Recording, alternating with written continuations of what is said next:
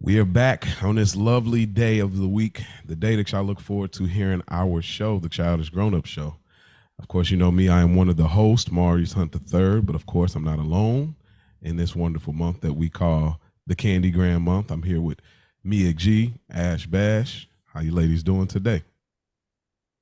Doing good. You Happy know, Monday. happy Monday, Or whenever you're hearing this. or whenever you hear this. Yeah, I thought you was about to go into. No, Okay. we're Uh, making it. okay. All right.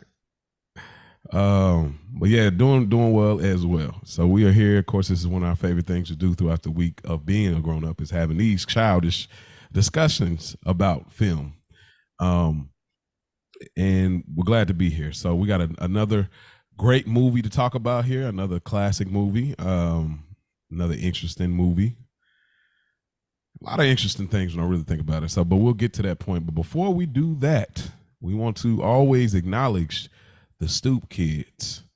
Don't be afraid to leave the stoop. Reach out to us, childishgrownups3@gmail.com. So, on our last episode of Love and Basketball, we got a few comments. Really intriguing here. So, let's pull that up. Okay. So, Public Enemy B, faithful listener, Stoop Kid, he says to answer the question about Taina, yeah, LOL, the theme song. Let me stretch this out a little bit. He says, yeah, the theme song randomly pops up in my head all the time. I had to watch some episodes on YouTube a couple of months ago. This is my kind of guy. He already, like, he seriously, I could tell because that's how it is for me, just randomly. It just pops up in my head as well.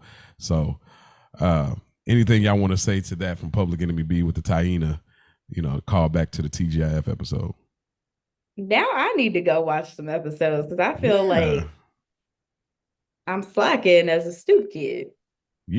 This is like way up your alley. Like, this is like, some like, she's trying to, the performance and all of. Loved it when it was on. I just haven't seen it Mhm. in forever. Got it. You got to get it in like that. That might be a little bit of a homework. What I mean, a little bonus points is throwing them on somewhere at some point. What you think about that, Ash?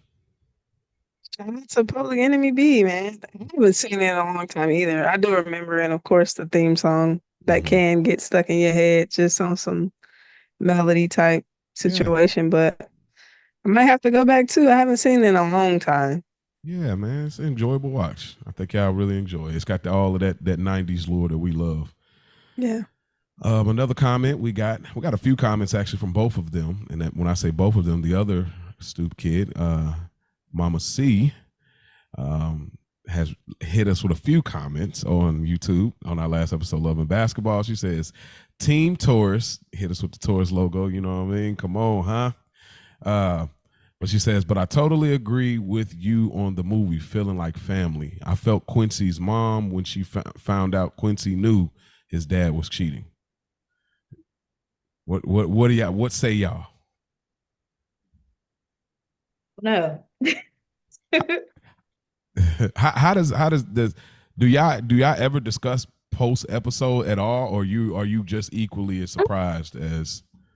She'll usually call, like, with this one, we didn't talk too much about it. She just called and was like, you guys had me cracking up with your Love and Basketball episode. And she was cracking up at your eyebrows comment. Mm-hmm. She was like, he's You said what? not going nowhere unless my eyebrows is done. Yes, listen. I'm telling you. So we were talking about Omar Epps. So I was like, you know what? Something about him changed shape over the years. Like he changed shape. Structurally. Yeah, like something would just, it used to be tight bone structure and then it just Is it me and Ash was having a conversation. Ash kind of felt this way a little bit about Pooch Hall. She kind of felt this way. You want to elaborate a little bit about that about Pooch Hall, kind of like in that same Oh, Derwin Davis, for those that know him from the game, formerly CW and BT show. Yeah. Me and bro, we were talking. I don't know how I was watching Family Business, the New Orleans version, and he's on there, and I'm just like, man, I used to think he was so fine, and now, he's just not that attractive to me anymore. And I think the same thing. His face is fuller. He did gain weight like all over some years ago, but he's back in shape, like body wise, but the face is still, it's just not as tight as it was, the jawline. So, I mean, we all get older, I understand, but same thing with him. He just looks different. What do y'all feel like that with Will Smith? Mm-mm. Okay. No. All right. Because I mean, his ain't like flat out changed fully, but you can see a little more slight, fullness if but still, But it's like I don't know. It fits him though. It's not. Yeah. He never had like a super strong jawline to me. Some of that's these, what like, it is. Yeah. It's the strong jawline to go completely away. Yeah. Like Will has filled out in like his, grown middle-aged man body, but he hasn't changed shape. If you know what I mean. Like, yeah. You used to be able to see when Quincy McCall was clenching that jaw, you could see it. Yeah. Okay. And now it you can't see it. I think we've established it. Okay, so that's what it is. It's the strong cheekbone, strong jawline. When that, when they get older and the face kind of fills up a little bit, that's what changes the whole face shape is you had a strong, okay. I think that's, and it doesn't happen to everybody. Yeah. Oh yeah. No. Oh yeah. Absolutely. Another comment from Public Enemy B. He says, might be on to something with the eyebrows. LOL. Quote, you always look excited is mad hilarious. That was a little like throwaway bar. That was he caught it. Yeah, like he really be listening. You catching the throwaways is crazy. Like, and then one more from Mama C. It is the eyebrows! Exclamation! Exclamation! Exclamation! I don't go nowhere without doing mine. Yeah, I told you, man. These stoop kids, they got it. They know what's up. They are people with integrity. They are. Nah, but thank y'all for writing in. I love that y'all are having fun with the banter that we do when we're talking films, and I'm glad that Mama C had spoke about how this movie felt like family to her too, because it's that's a weird way to define something. I've never defined a movie like that before, but this definitely was just one of those ones that felt like family for whatever reason. So, but thank y'all for writing in. I'm sure we'll hear some after we do this review. So yeah. Mia G, any childish grown-up moments?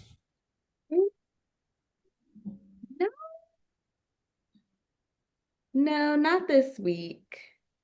I tried to think about it, but I was big girl all week. Big girl all week. Big mama, big mama. All right. All right. Well, what about you, Ash? Any childish grown-up moments for you? No childish grown-up moment for me either. I've been slacking. I know I was in the process of moving, so just trying to get the move situated. So I ain't really had a moment that stood out, but I'm gonna get back to it. Yeah. Okay. Well, my childish grown-up moment, it was something an item that I seen yesterday, and I preserved it, and I made sure don't nobody touch this item, because this item is going to be a childish grown-up moment that I'm going to have on air. So for those that are on YouTube, you'll see we all grew up on one of these. We grew up on the barrel juice, with the foil on top, And it's still the flavor though. What's that? Hey man, I mean, come on, the blue, yeah, man, it's the the blue. You gotta have the blue tongue when it's over. You know what I'm saying? And the barrel juices that we grew up on, I remember when we grew up. I remember thinking that, like, for one, these are like, in my mind, these are Freeze-Its before they are frozen. Like, this is the juice version of Freeze-Its. That was one, and then two, I was like, man, this is good, but it ain't got enough. It ain't sweet enough. Obviously, I realized, bro, we're drinking Kool-Aid. Like, this is a terrible drink as a kid, but we compared everything to Kool-Aid. Like, these juices, we like these was like the jug of juice that, like, you ain't, who buys jugs of juice? Like, bro, jugs of, like, nobody, bro, everybody got Minute Maid or Simply, or who buys a jug of juice anymore? Like, reach out if y'all buy jugs of juice, because I haven't seen that. Super nostalgic too, because that's what this tastes like. It tastes like juice from the jug back then with the red top. But yeah, man, this was so nostalgic. I was like, hey, y'all do not touch my blue barrel juice. So See, where I come from, we call those huggies. Huggies. Mm, I don't remember what we used to call them back then. me Huggies. neither. Man, but we used to have these used to be at church. Remember, like when we go in the back with the kids, we had these, and we had the biracial cookies. Them generic biracial cookies, the black side, the vanilla side, them cookies was so whack. But we used to mail we used to mail them joints. That's Man. biracial. The biracial cookies, man. You're but insane. I know. I'm sorry, y'all. But yeah, that's it, man. That was my nostalgic moment. So y'all, man, y'all go out there to both my co-hosts and everybody listen. Y'all go out there and go try to make you a moment out there. Find something to tap into and just go all the way to it. You know, go on that journey, that adventure like we used to as kids. So all right. Well, it's time. Ash, go and give it to us. That was good there, bro. Those cookies were terrible. Like, I I do know. remember, I hated them. God. But it's all we had, so you just gotta roll with it, man. I'm mad you like came back to it, like, bro. Because it sat in, the flavor was coming back. Like, it was terrible. The chocolate side was not. That was so bad. It was so bad, man. Dang, Okay. that is. I should have had one of those on air too, man. Don't buy those. Like, no, you should buy them and see if Zion will like them. She's definitely not, but I'll go for it. Like, you know what? We should try to get her on Star Crunch. Oh, those are fire. I ain't had that in so long. I like them. You still copping them or what? When she got that look, I don't know what that means. I love them, but your fitness journey. Yeah, you in the gym, right? Gains. Right. There it is. Okay. All right. If you're a YouTube watcher, you see that the light is on, so it is time for the Flash with Ash. And so I have one fun fact, and then we'll get into some trivia. So the one fun fact, the 5 most popular TV shows from 1994 to 95, coming in at number 1, Seinfeld. Mm-hmm. I knew bro would love that. Mm-hmm. Number 2, ER. Number 3, Home Improvement. Mm-hmm. Number 4, Grace Under Fire. And number 5, Monday Night Football. How y'all feel about that? I mean, this 94, 95. Fresh Prince not being in there, that's the one, because that was a little more mainstream. I know, obviously, there's different cultural sitcoms that we connect more to, that we grew up with, but Fresh Prince was pretty mainstream. I'm very, I mean, maybe it could be top 10. So I guess Home Improvement though. I love Home Improvement. I like it, but I was so we collectively were so young. I feel like most of the stuff that we actually remember was because we were watching it in syndication. Like, oh right, okay. What about Grace Friends Under though? Fire? I don't even know what that is. I don't know what that is either. Bro, what about Friends though? That wasn't out yet, I don't think. Yeah, I think that came maybe a little later. Let me look. Okay. All right. They may have come late. I thought they ran for 10 years. It's 94 to 04. So yeah, they were just kind of getting started. Because by the time they was about 98, they had a chokehold on television for sure. But yeah, okay. But Seinfeld being number 1, that justifies everything, because they started in 89, and by the time they was at 94, it was different. And I didn't know nothing about it. I recently got into Seinfeld a couple years ago. And when I did, I said, oh, I get it. And I said, this show is brilliant. I am a huge Seinfeld fan. Love, love. See, now I'm gonna have to hit you in the group chat now. Like now That's I can real run stuff. my That's like one of my. those ones. You say what? That's one of those ones, and I've rewatched that like multiple Oh times. yeah, it stays in rotation. Like watch it on a lunch break. You know what I mean? Like yeah. Ash, gotta tell you, Ash, you gotta hey. You'll like it because it's our type of humor. It's that dumb, like, bruh, you crazy. Why would you doing the most just to, like, it's our type of humor. Like, I'm telling you, if you ever get a chance, watch it. I used to think it was trash because I didn't never watch. I'm like hearing that doop doop doop doop doop doop doop doop. I'm like, bro, what the hell is this? But when I finally watched it, I was like, oh, I like this. Like their conversation, like the Chinese restaurant. Come on. I mean, Anyway, I've seen some episodes before, so I'm not like super foreign, but just like seasons of it. No, I haven't experienced okay. that, but Yeah. I wanted to do it. I wanted to sidebar and we get out of it, but I really wanted to do a Seinfeld like podcast. But I was like, it's just so many episodes. That's the only thing. But just like you did The Sopranos, I know. That's what I was like. And if you do it, tag Oh yeah, me. well now I know. Yeah, like I'll definitely now that I know I got a trooper with me, I'm like, okay, we can record like 2 episodes in the night and split it up or something. So hey, you never know. One of my best friends, shout out to Juice. He is like a huge Seinfeld fan too. So if you ever okay, let's put that in tuck because that may be something to revisit again. That perspective could be used just like Sopranos. So who knows? good job. Got a spin off. What's going on? What's going on, man? Chill. All right, so let's get into this trivia. Number one, we coming in from Keenan and Kel. What does Mr. Rockmore do for a living? Is he a pilot, a police officer, a brain surgeon, or air traffic controller? Air traffic controller. I was gonna say I'm gonna have to go with air traffic controller. Okay, is that your final answer? Yeah, for me. Mia? See, every time she be like last minute, like, I'm gonna final answer. That's correct. He was an air traffic controller. What made y'all think that? Any indication I knew his job was weird because I remember that episode where they moved, or it was like a really sad episode where Keenan and Kel was having a sentimental moment.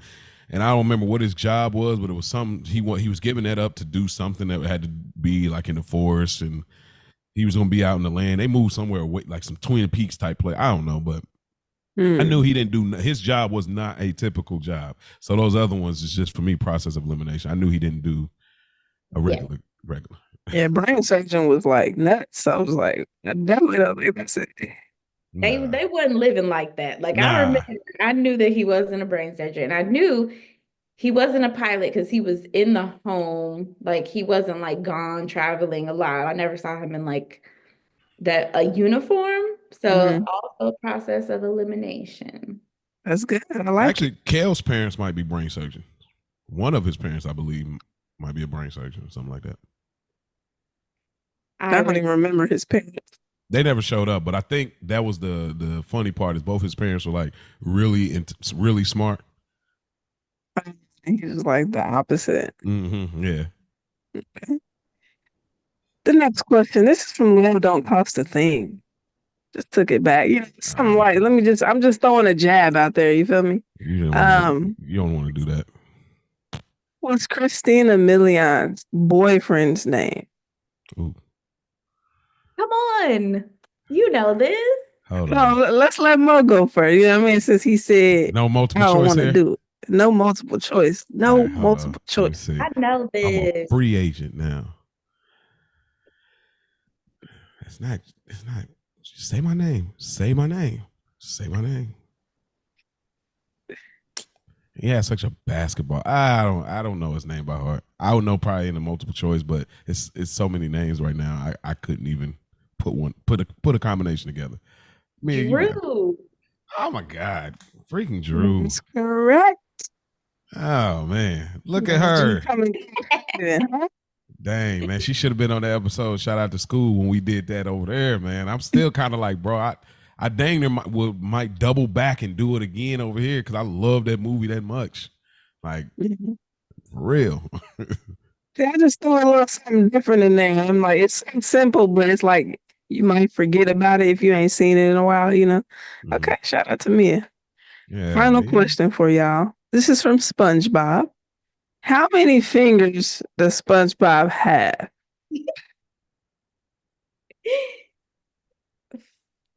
4? Well, he either has 8. I mean, if you Is kind of 8, 6, or 10? Okay. Oh, 8. yeah, it's 8. Wait. Yeah, 8. Yep. What you got? 8? That is correct. He has 8 fingers.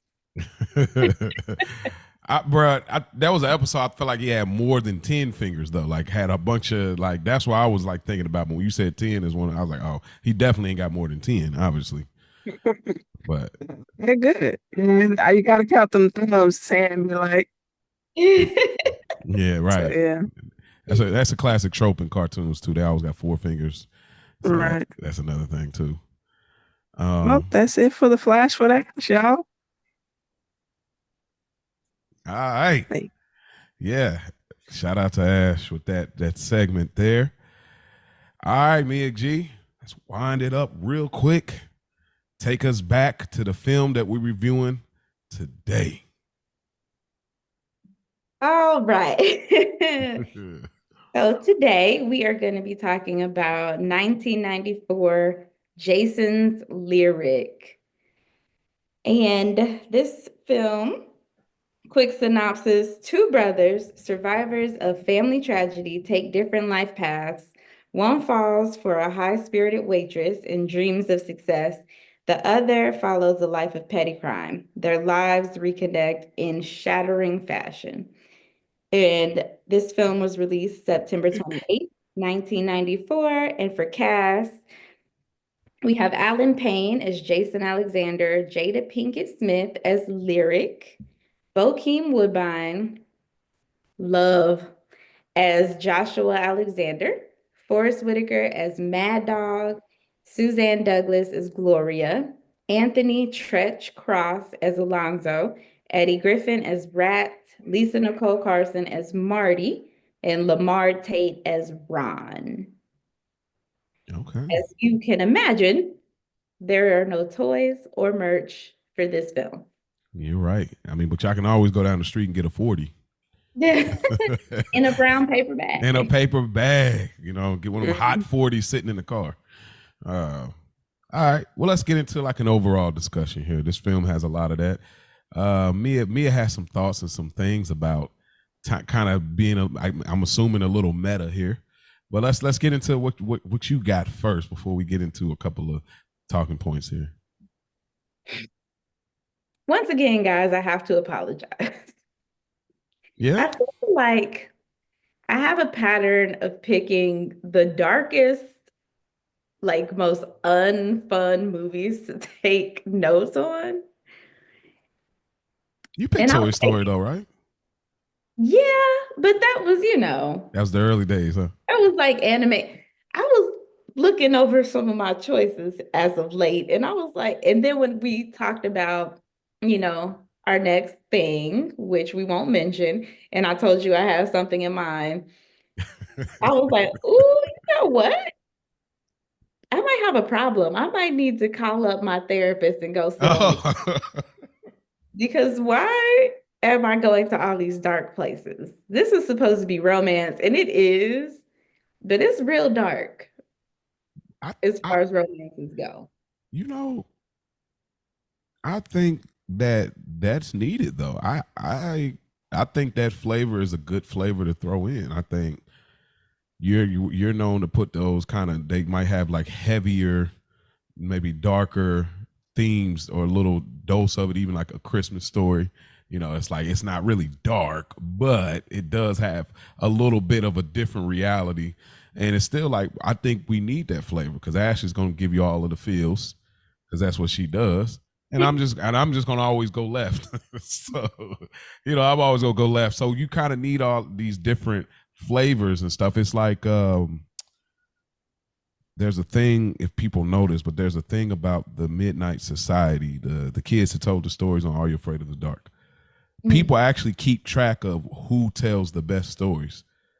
They say, oh, this kid specifically always talks about things like people are deep into like keeping up with this stuff. So I kind of look at us like the Midnight Society in some sense. Shout out to, Are You Afraid of the Dark, that you give this particular style of story.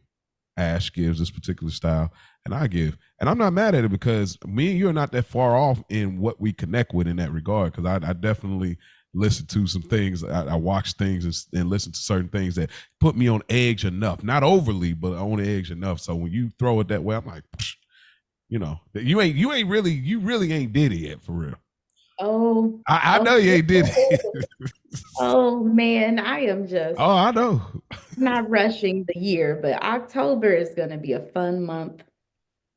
We're gonna find another way to figure out another way to. Well, I guess when we do another dealer's choice. What do you think about that, though, Ash, in regards to her picks and stuff? What she said about that? I enjoy it. I think it is good to mix it up. We have our own, typical taste in movies, and getting in the dark side sometimes. I mean, even though I don't want to say scary Jerry, because let's be clear. I mean, Scary J. I can Blige. take it there if need be, but like I watch First 48 and like documentaries about murders and things. It's crazy as it sounds. Like I don't, it does intrigue me and it does take you to a different space mentally. So I do enjoy, a little darkness, and it makes for a good podcast. We bring all of our styles together and look what we have. So and yeah, I'm a hopeless romantic, and just romance is my number one go-to. So okay, yeah, of course, yeah. yeah, This is the month built for Ash. So then, well, I guess putting that in context, I kind of skipped over a little bit because I was just really antsy to see where you was going. Rewind this and take us back a little bit of your experience back in the day, whenever that was. We don't have to put a date on it or whatever, but back in the day when how you remembered this movie as a kid or whenever you seen it originally, how you remember the film in your head, and then this experience of watching the film.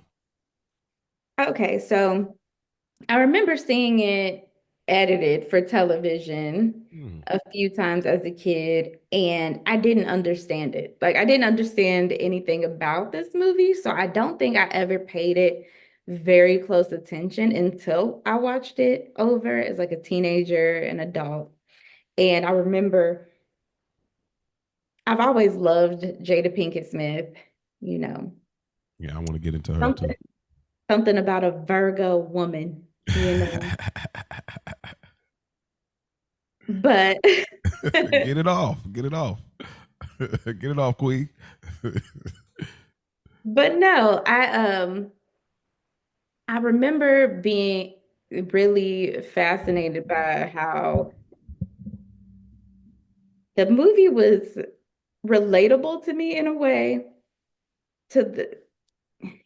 I won't get too far into that, but it's more so I felt it was just so tragic. And I think it veered away from a lot of those 90s romance tropes that we saw a lot of. Okay. It was like two stories in one. Because you really could have had two separate movies. Yep.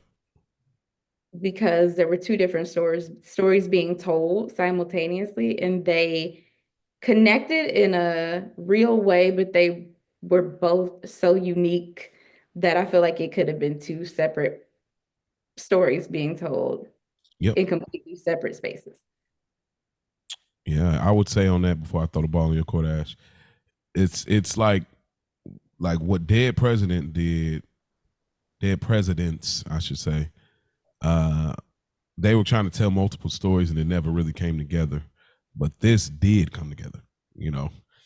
So it was just when you said that, it made me think about another film that has strong, separate stories, but it felt like, is this the same movie? Like, versus this, obviously you remember it all kind of tied together. But Ash, how did you remember back then? I'm very interested in this. And then, what was the experience like this time as the adult now?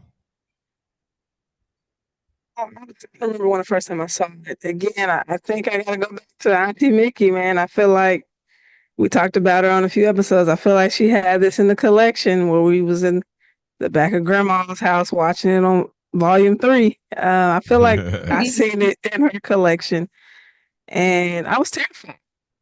I was just as me, I didn't really understand what was going on. I just remember being scared of Mad Dog Force and that eye and his hair and just his presence was very like it was a shock to me. You know, that wasn't a type of person you might see just walking around in your normal every day. So it freaked me out when I was younger. And I couldn't watch the movie at night. It had to be in the daytime. Like I was terrified. Yeah. You know, just playing back the screams from Gloria and then Jason keep waking up in cold sweats and just all of that was terrifying to me. That's what I remember. And I always remember liking Alan Payne. I always thought he was attractive. And he was in New Jack City, which was before this. So G Money, shout out to him. But and he's probably one of the very few black men that can rock the naked face. As me and Mia keep saying, we like a little, little facial hair. Yeah, a little something. But Alan is one that can pull it off. Like, I think I saw him on House of Pain with a little bit of facial hair, and I actually prefer him to not have it because it didn't really sit. Pharrell's like that too. Like when he tried to grow facial hair, it looks really weird. His mustache is really, But anyway, go ahead. But yeah, so I just remember liking Alan Payne and watching it this time. I wasn't obviously I'm super older now, but it wasn't as dark as I thought it was. Yeah. So. All right. What? No, okay. Have you ever seen Blue Hill Avenue? Absolutely. Yes. Oh, Alan One of my faves. Yo, that was one of you had that. Did you have that in the list with School's Guilty Pleasures or something like that? I think I did. Yeah, I think I Yeah, because I remember that movie. Like we were putting a list together at that point. Yeah, I gotta go back and watch that. I gotta go back and watch that. I love it. That's where I fell in love with Alan Payne. Something about him being a boss. It was just, the trench, the coat. Silly. Keep his little curls ready to go. Yeah, for me, I remember it back then. I remember this movie. In my head, this movie felt gory. Like as a kid, I thought this was like a really gory movie for some reason. I mean, obviously, the scene where they're trying to cut him up, that part, and then the fighting, the blood, the Mad Dog that's getting shot. In my head, it was just seemed like really gory and like real explicit. Drunk. I don't know. Felt, I guess maybe just like a hood movie, maybe a hood country movie, but I just remember it feeling like that. Maybe it probably had a little bit of the same fears as Ash. Like it did feel maybe like Forrest Whitaker, his character felt a little scarier, probably because of the drunk scene where he's talking to himself. That part probably lingered in my head a while, but really like I said, the imagery of Josh. And then also I remember being conflicted as a kid, like with Josh. It's really crazy. There's some correlations in real time, but like I remember feeling bad for Josh, but still being mad at Josh. And it was such an unsettling feeling. As I remember that. That's the thing I remember the most about it. And then also two more things. It's not spoiled because if y'all here listening to the review, I had to have already seen it. I the Mandela effect. It's always the same thing. Every time I don't watch this movie in a while, I think, oh, Jada Pinkett got killed and Josh shot Mad Dog. Those are the Mandela effects. It's like, no, Josh didn't shoot. It was, That's not far off though. This one is actually, other ones I don't know, but yeah, but ain't that crazy? Because every time you think it's like, oh, because he got that look the whole time, and you remember like, oh, it really wasn't. But we'll get into that discussion. But watching it this time, I had more understanding for Mad Dog and I had less understanding for Josh. And that's where I'll leave it. Do y'all think that they executed the Galveston, Texas vibes in this movie? Which I know that they were supposed to be in the South. I knew they were in Texas. I have never been to Texas, so I wouldn't know if they got the vibe correctly. From what I've been told about Southern accents when it comes to Texas, there's not anything super distinct other than a drawl. So I feel like they, because I know these actors and where they're from, a part of me was like, these phony Southern accents are Oh pissing man. me off. But I feel like if I didn't know, maybe it wouldn't have been so jarring to hear them try to do like the long, drawn out Mm-hmm. Texas accent. But I mean, I never really watched the sun go down before. What you think, Ash? I mean, of course, like I ain't been to Texas either. But what did you think? Did it feel? Because obviously, some people call this a hood movie, a love story, hood love story, whatever you want to call it, black film, whatever. But this is obviously picking a different location here. Do you feel like it executed that? Wouldn't know, but as far as the country film, so it seemed like it was really hot out there. They had the soul food joint, so just little bits and pieces, I guess, just from the climate and having the soul food and they shirts off hooping, you know what I mean? Just kind of give me a country feel. I wouldn't know if it's Texas or not, but just like kind of got a country vibe. Yeah, they indicated it on the radio. The guy kept saying it, so I was like, okay, they really wanted to just sell us on that. I'd say so. I The accent thing I'll talk about a little bit. It's actually in like a thing that the movie didn't get right because they didn't commit to it. Uh, but there's some things about this movie that I think if it was made in a different time, it would have been like probably a perfect movie. Agreed. The bones in this movie, like when I watched it this time, like I was like, because in my mind, anyway, um, I feel a little bit of colorism here, like this colorism of the light. For people that are not black that are listening, I may not understand this part. If you need to skip, or if you want to be enlightened, stay here. The kind of the light skinned brother, he's the good guy. The dark skinned brother's the bad guy thing. I don't think they did that on purpose in this sense. I really don't, but it was like one of those things back in. I was like, you know. Mo, I literally have that in my notes down at the bottom, and we have to address the elephant in the room. Elephant is Yeah. colorism.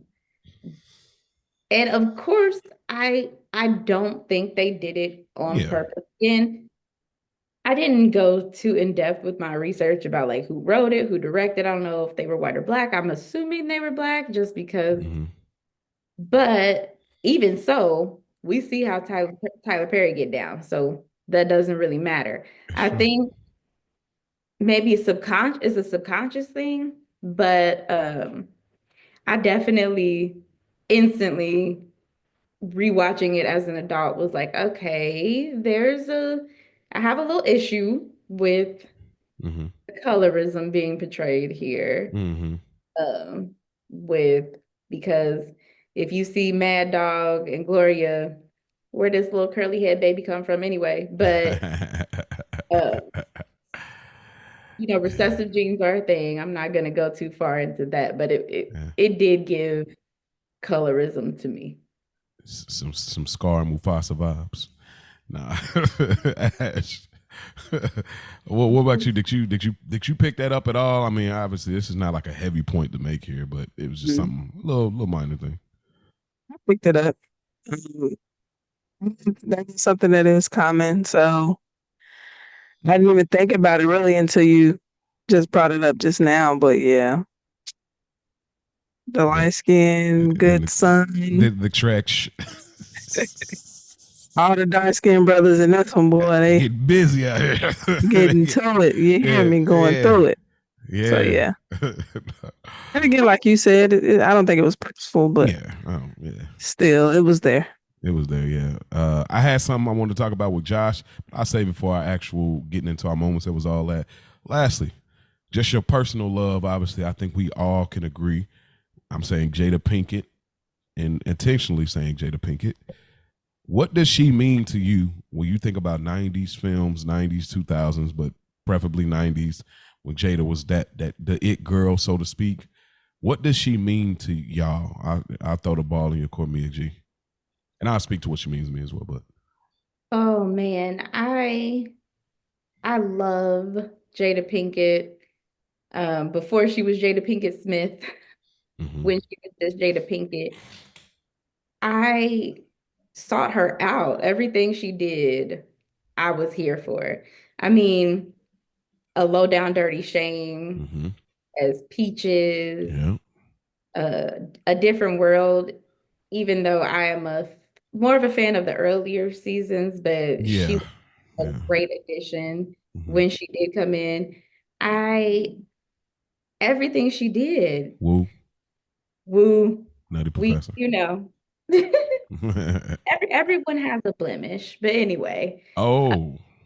Yeah, we'll get back to that for the record. I just love her energy. I feel like nowadays she gets a bad rap, but I Yeah. feel she just brought this authenticity to every character.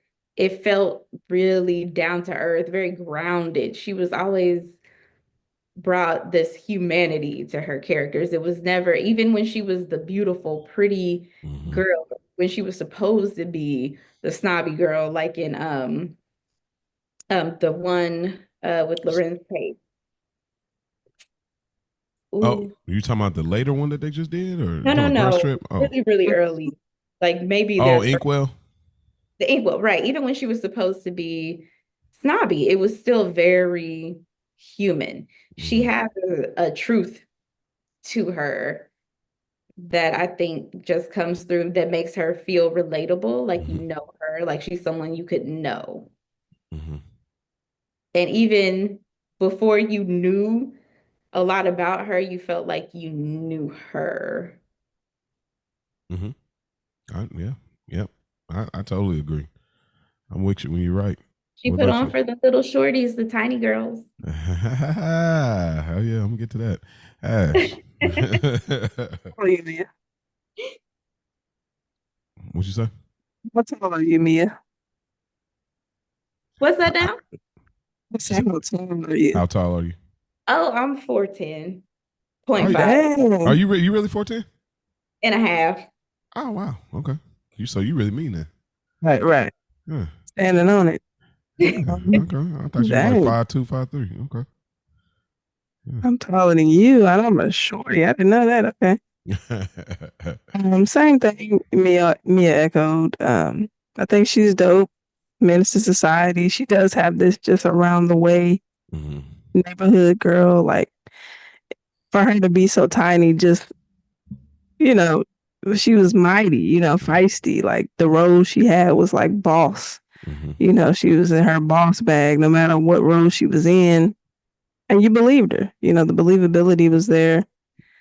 And yeah, I still, till this day, she does get a bad rep now, but if she were to come out with something tomorrow, I'd still be ready to tune in to it.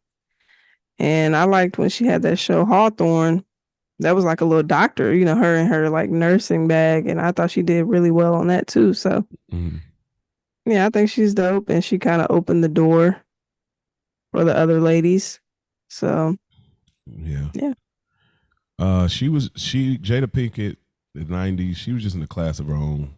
Like she's an actor. Like I look at the range to going extremes. Where I look at a Woo where you're going full ghetto, like ghettofied, like full blown with. I mean, bruh, and like locked in. And I believe you are that girl to these other roles like this movie, Minister Society, and Set it off. Set It Off. They're all three in that same I'm trying to get out of my situation. And there's range within that. And then going all the way to like a Nutty Professor where very more guarded, stiff, and really playing a professional, beautiful woman with a humble spirit. Like, so and of course she's done more after that, but just kind of honing into like that 90s run. And then, of course, the feisty, low down dirty shame, that whole thing. Like, so she just has such range. You know what I mean? You couldn't really pin her in one box to say, oh, she's this. Like people be like Clifton Powell. They always think, oh, he's a villain. It's like, bro, I'm more than. I've done other roles, but people lock them into that. But she's got a lot of different stuff. But sometimes people do tend to ping her to the character here in this movie, particularly but we'll get to that. So I think it's a good safe space unless y'all want anything else y'all want to bring into the overall discussion.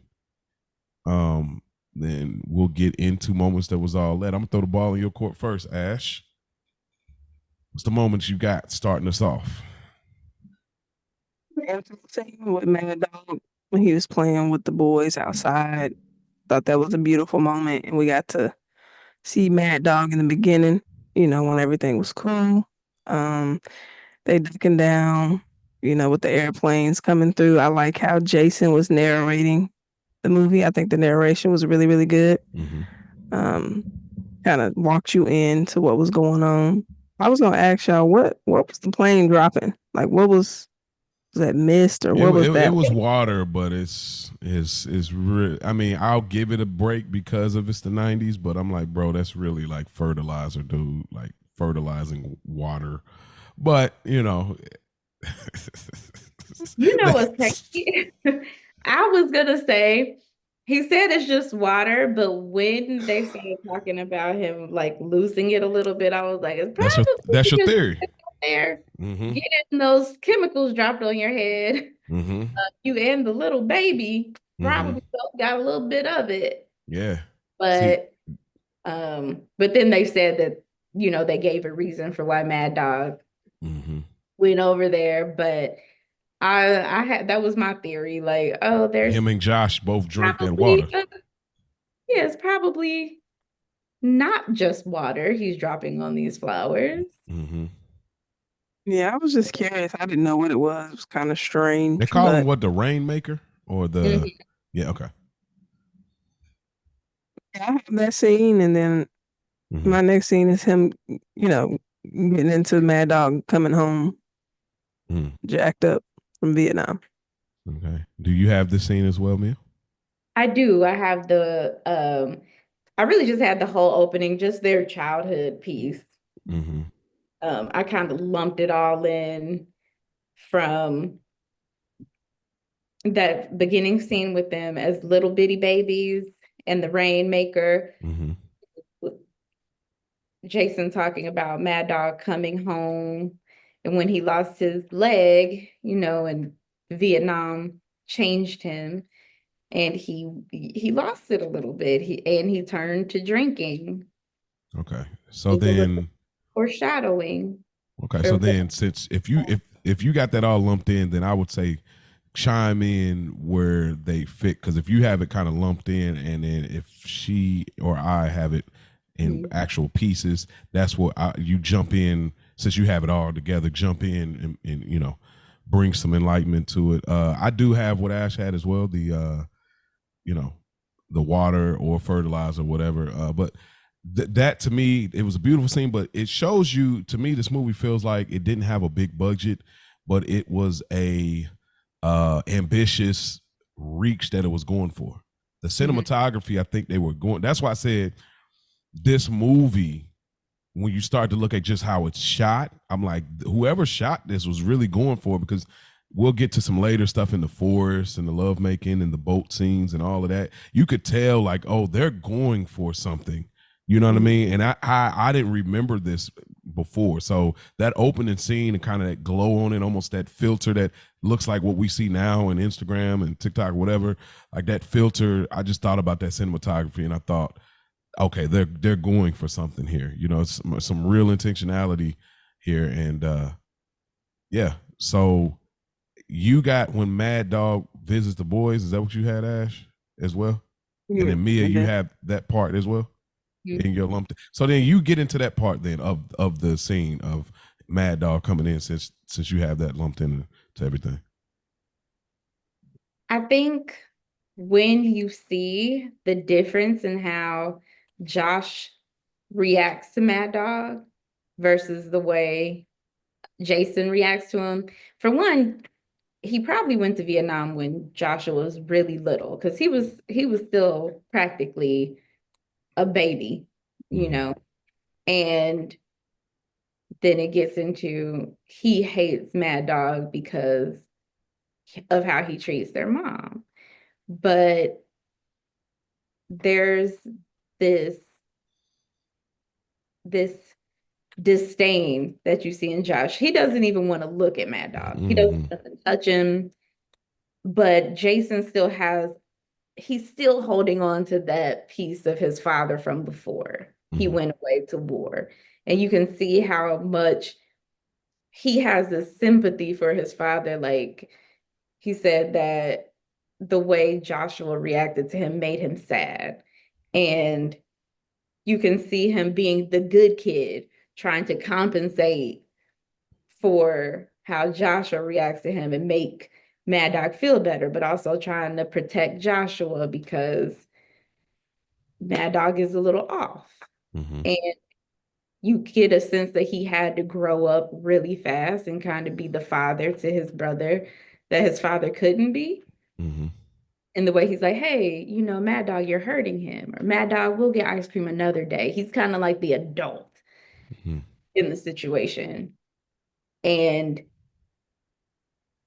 you see later how heavy that weighed on him throughout his life. Ash, what do you want to say anything about that scene with Mad Dog and pulling up? That was usual. Yeah, just you saw Jason was really good brother, but he was pacifying. You know, Mad Dog, like you said, just struggling between the connection with your dad and your brother when Josh is just not with it. But even with Mad Dog kind of being out there, he was still throwing lessons out. Hey, you got some money in your pocket? You know, you should never leave the house without money in your pocket. And then, you know, he tries to give him some money. And then the little, I don't know, I guess that was an older kid that came to try to steal the money.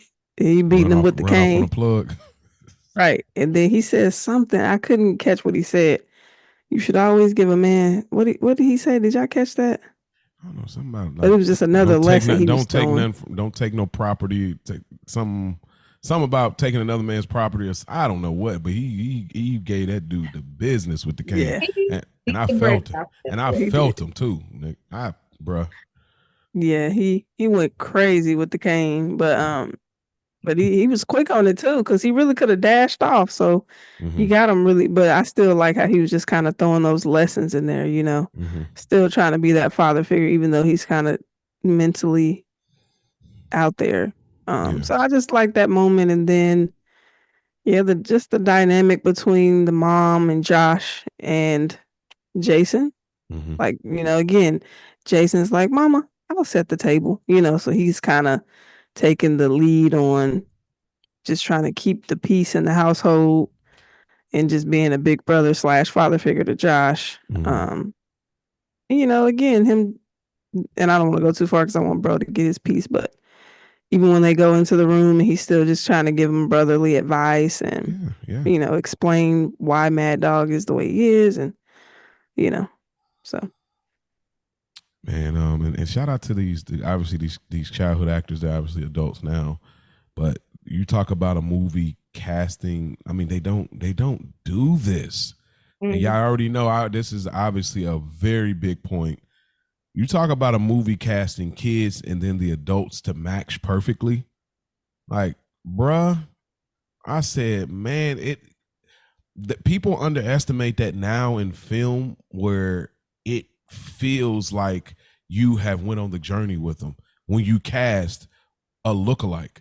Like, it feels like you understand and imagine what it is when you do that. When you don't, sometimes you disassociate that these are the same people. You know what I mean? Like, you almost might as well just tell the memory when you just cast somebody that's like, oh, they're ultra light skinned now, but they grew up, they're dark. You know what I mean? Like it's like, for example, The Wood. It's like when you see them older and you see Big Mike is now Omar Epps, you like, this doesn't track at all. Like this is not Big Mike. Like, and then to cast Sanaa Lathan as, yeah, like as Felicia, it's like, what was her name? Her name was not Felicia. Was it Alicia? Alicia. Alicia. But it's like it doesn't connect, so you don't feel that. Like Roland and Tay Diggs and maybe I'll give you Slim and Richard T, but like even then it's still a reach. It doesn't we ain't talking about The Wood, but like anyway, I said that to say like that matters. It's like casting, and again, ain't got to be a perfect spot on, but it does matter when you cast like somebody that resembles it. It's an underestimated thing when it comes to casting. It makes us feel very connected to their story. So that's what I wanted to say with that. But I my next scene, unless I got something before, is when Mad Dog, pulls up at night. Mm-hmm. Okay, so when Mad Dog pulls up at night, see, this what makes Josh such an interesting character. And shout out to Bokeem Woodbine. Like when he so he's going through it, he's drinking, he's just reminiscing, struggling, dealing with the pain of, not being with their mother anymore and him losing his leg, and he's like just talking to himself. And there's some moments it shouldn't be funny, but it is. say it but but he was going through it. He really went through it. He lost his leg and he lost a part of himself when he lost that, which any individual that would go through something like that post-war would be tragic, and then all the things that you see, not to mention. So finally he works himself up to go to the house, and she wouldn't let him in. He's knocking, but I just want to highlight, man, Josh's face when he woke up,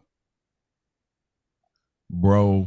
Again, like I'm not saying I personally connect with that, but I'll say, and y'all respond with however. But if you've ever been in a moment where your parents are like having it out at that age, where they're like, their volume is up and it's like scary volume because you ain't never really heard them raise their voice at each other or whatever it is, even though that's not what was happening at that particular moment. But that look like he woke up like, shook, like, like it was a nightmare to him. Like, oh my God, this is happening.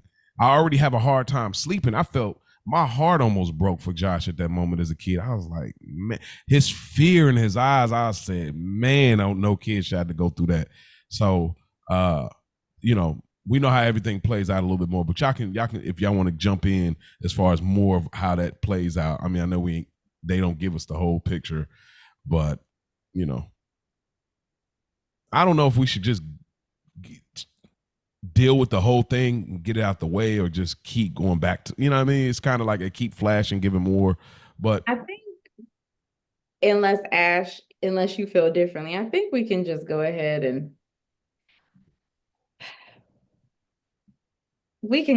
just say, okay, yeah, because it's that part of the movie is not the biggest focus, to be honest.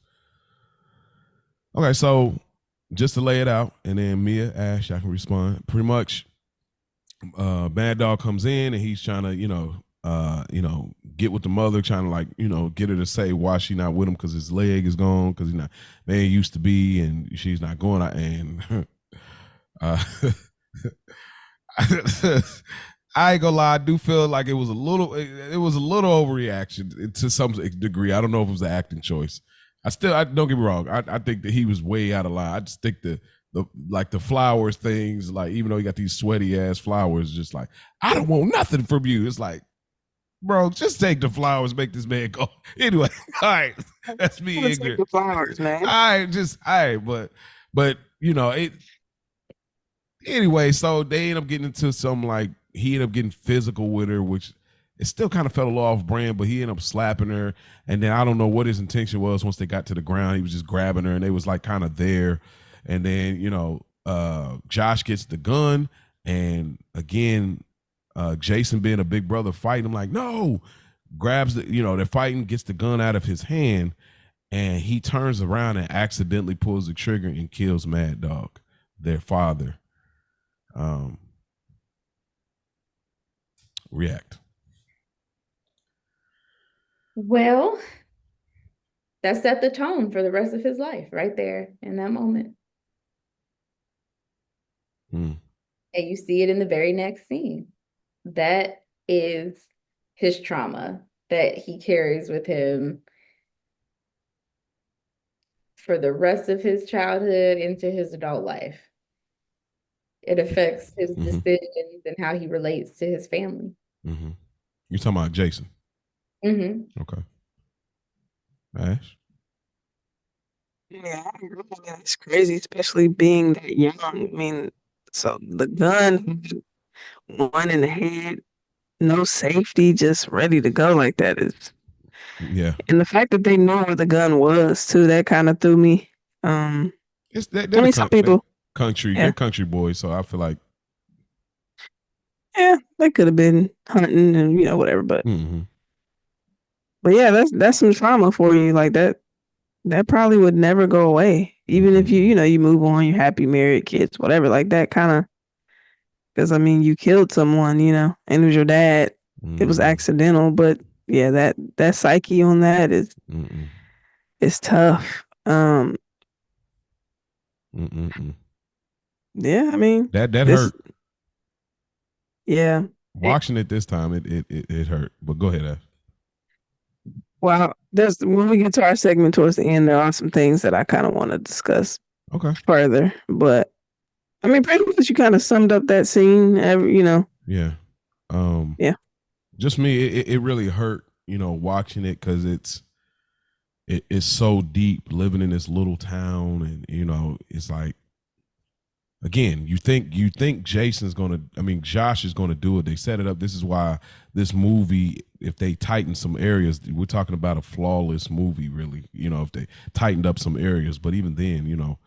But anyway, so it's so heartbreaking. It ends up being Jason, and I know I'd imagine Ash has some things towards the end, which I'll bring in the question later, like why it affected Josh like that versus Jason. That's something I have some thoughts on that. You have some thoughts. Okay. Well, maybe when we get to him coming out of prison, or when we get further down, maybe we'll get into, because that is something I definitely want to talk to. But just it's heartbreaking to know that his mom has to pick up the pieces and have to keep reminding him that you're still a good kid. And Jason didn't feel the same way Josh felt about Mad Dog. So to know he was behind it, like, bro, like I couldn't imagine being a kid. Like, even if you got like a family member that you don't really rock with like that, you would never want to accidentally get them out of here. You know what I mean? Like, even if you're like, man, every time they struggle, they this and that, they talk to me crazy, you would never want to accidentally. So when I seen it, it was so heartbreaking, bro. It just broke my heart because, Mad Dog is the terrible act of putting his hands on his ex-wife and their mother, and, just coming in there, violating, kicking the door down and stuff. It still was like, dang, I would have preferred like they just locked him up or something, like, but dang, but I don't want to harp there. I can get emotional into it, but it hurt me really watching it this time. I was like, dang, I sympathize a lot more with Mad Dog than I ever did as a kid, obviously. So, all right, well, I imagine we got probably the same stuff, but Ash, I'm gonna ask you, what's your next scene? A moment, rather. Jason on his way to pick up Josh from jail.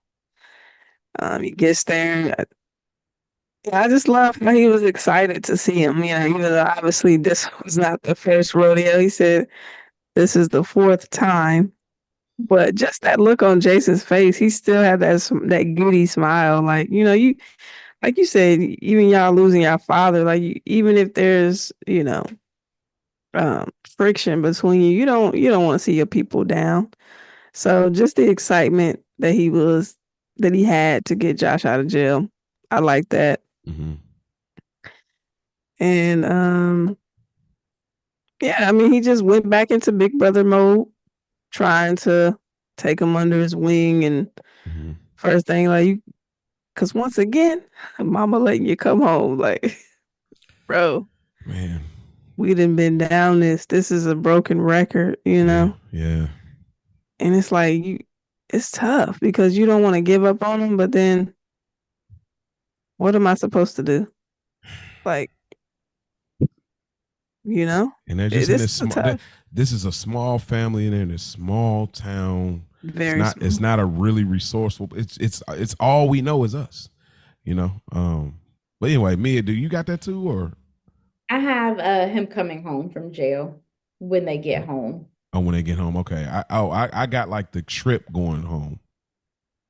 Okay. Okay, so I'll go there. So on their way home, we see Dancing Freddy, and we notice that he's become a fiend, which is like obviously a time lapse. Well, he once seemed like he was a dealer, so I'm assuming that he was once a dealer, and then he ended up getting high on his own supply, which was obviously a lot of people used to do that back then in those type of in those type of neighborhoods and stuff. And then we meet Joshua's friends. Shout out to Eddie Griffin, man. Shout out to Eddie Griffin. I love that dude, man. And they joke with him being in jail. Like, this is different times. That's the only thing I wanted to say. Like, this is different times, man. Like, just like it was so every day. Like, this is the South, and it's like this is so casual in their little world that they looking at you like crazy. Hey, smell my finger. You know what I mean? Hey, that was old girl when you like just this is what they're so gutter and Southern. I don't know. It's something very interesting about it. And lastly, just like even more Southern vibes, like them just taking the roof off of Jason's truck and just sitting in the trunk. Like, bro, Ash, I don't know if you remember when we were moving in an apartment, and I remember we moved from one place in an apartment to another. She might be talking, and I remember we got to sit on the back of a truck for the first time, and that was like the most exciting thing. It's like, bro, there's no seat belts, there's no roof, there's no door. We're sitting on the truck. So when I seen that, it kind of took me back to that memory. But man, that was so Southern to me. Like him, he's like, man, I like this color or whatever. He's like, man, I thought you was gonna paint the, So yeah, it was just cool, and I do like. I'll talk a little more about Jason interaction with Josh's friends. 'Cause I do feel like they're Josh's friends. Mhm. But yeah, okay. So now you say you got when he get to the crib. Yeah. So apparently, sometime between the time he got picked up and the time he got home, he got drunk.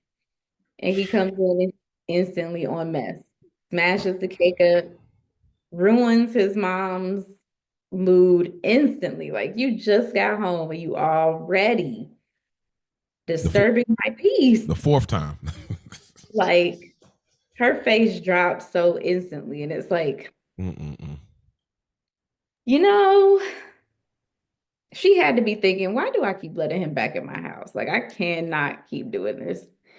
I don't know why she kept letting him back in the house either. Like, How old were we supposed to assume they were? Just I'm gonna assume because neither are in high school, Jason has a full-time job. I would say early 20s. early If 20s, if yeah. anything, I would give Josh 18, 19, but because he's already been out of jail, I would say like 19, 20. So he probably went to jail and he probably did juvenile a few times and then Yeah, I jail a few think he times. did. Probably went to juvie a few times, went to jail a few times. Okay, so you said 18, 19. Maybe 21, They might somewhere. I think he probably is buying his own liquor. I don't know how maybe. I mean, even in the South, they still gonna get it off. You know what I mean? Like, oh, we're buying cigarette. You know, when they know you, like, oh, they gonna hook it up. You know what they gonna do in the corner stores. But that's a good 18, 19. I never. It's so when you're a kid, real quick, you always look at people like they're so much older. And like watching it now, when you say it, I now I got to kind of change my lens. Like maybe he could have been 18, no facial hair, So I don't know. I guess I never.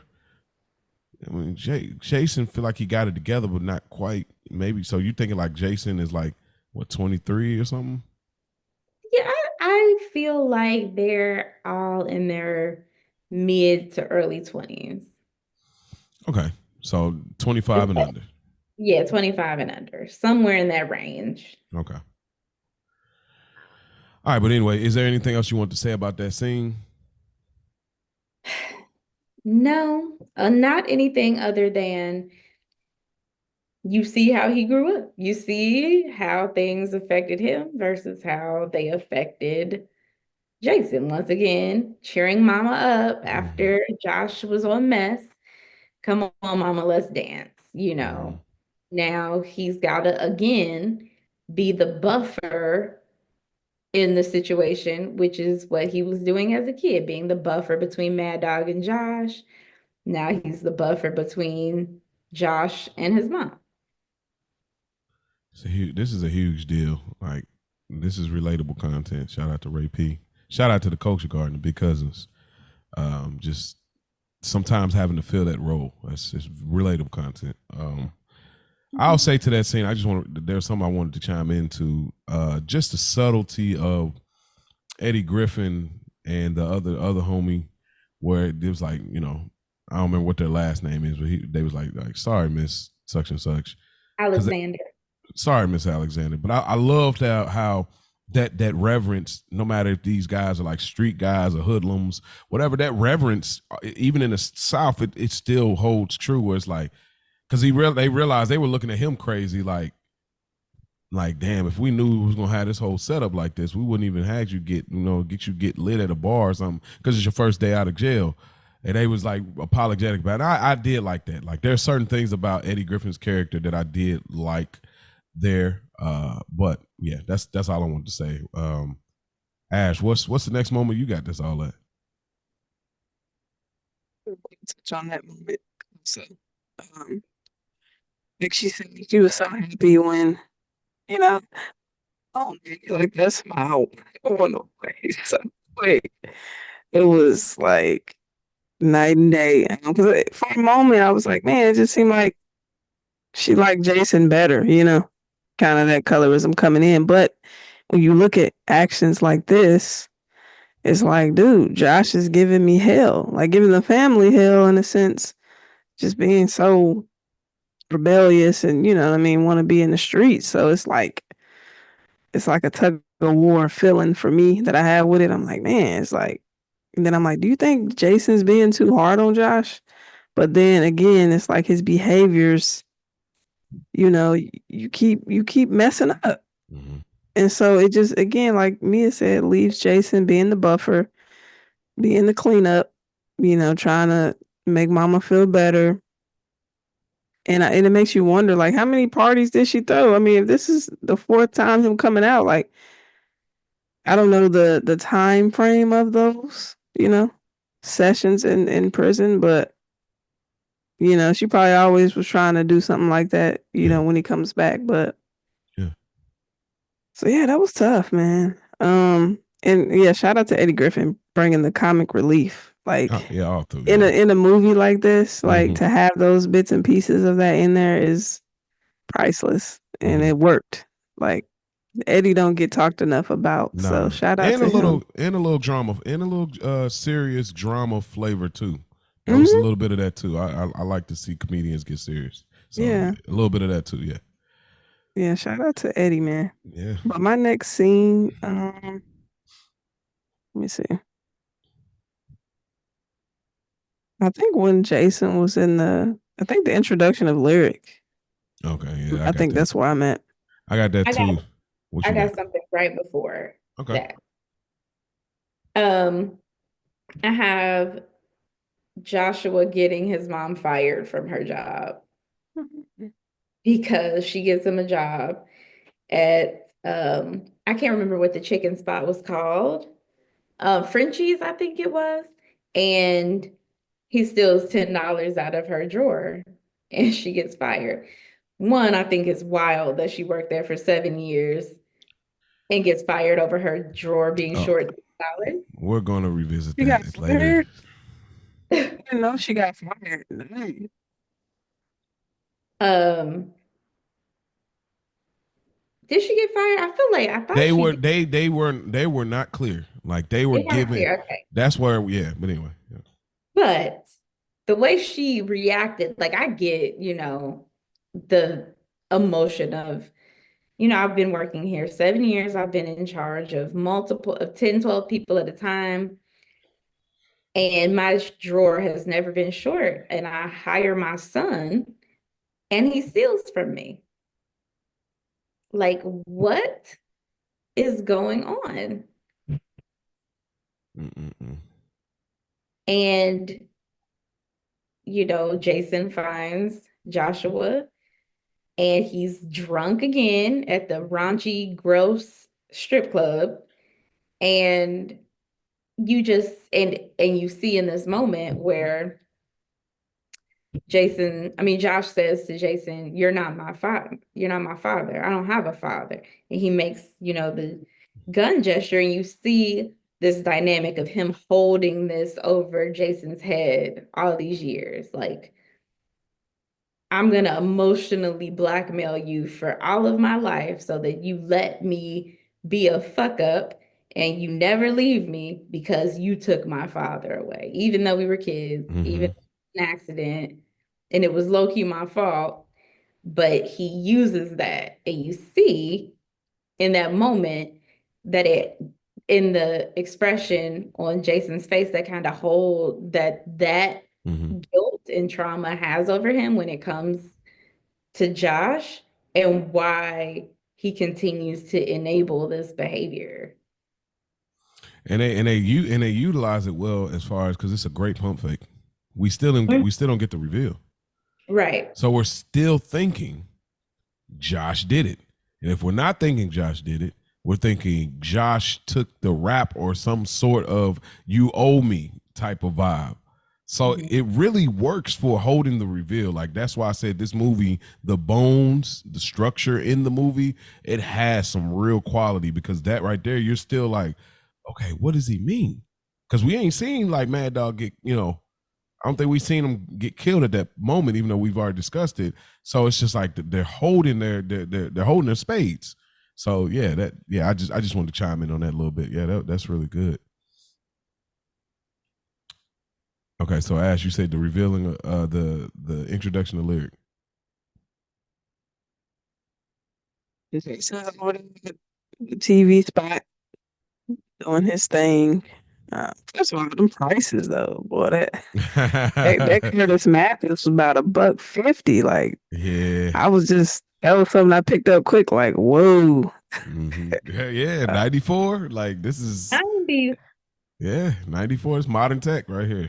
149. Cutting edge, color TV, Colored, right? Yeah. So just to kind of touch in with Jason and his journey, like, his boss, like, hey man, we got a job in Dallas. They pay salary. Trying to move him up the chain. So yeah, and then in walks Lyric, and she's looking for a TV, and he's just in awe when he sees her.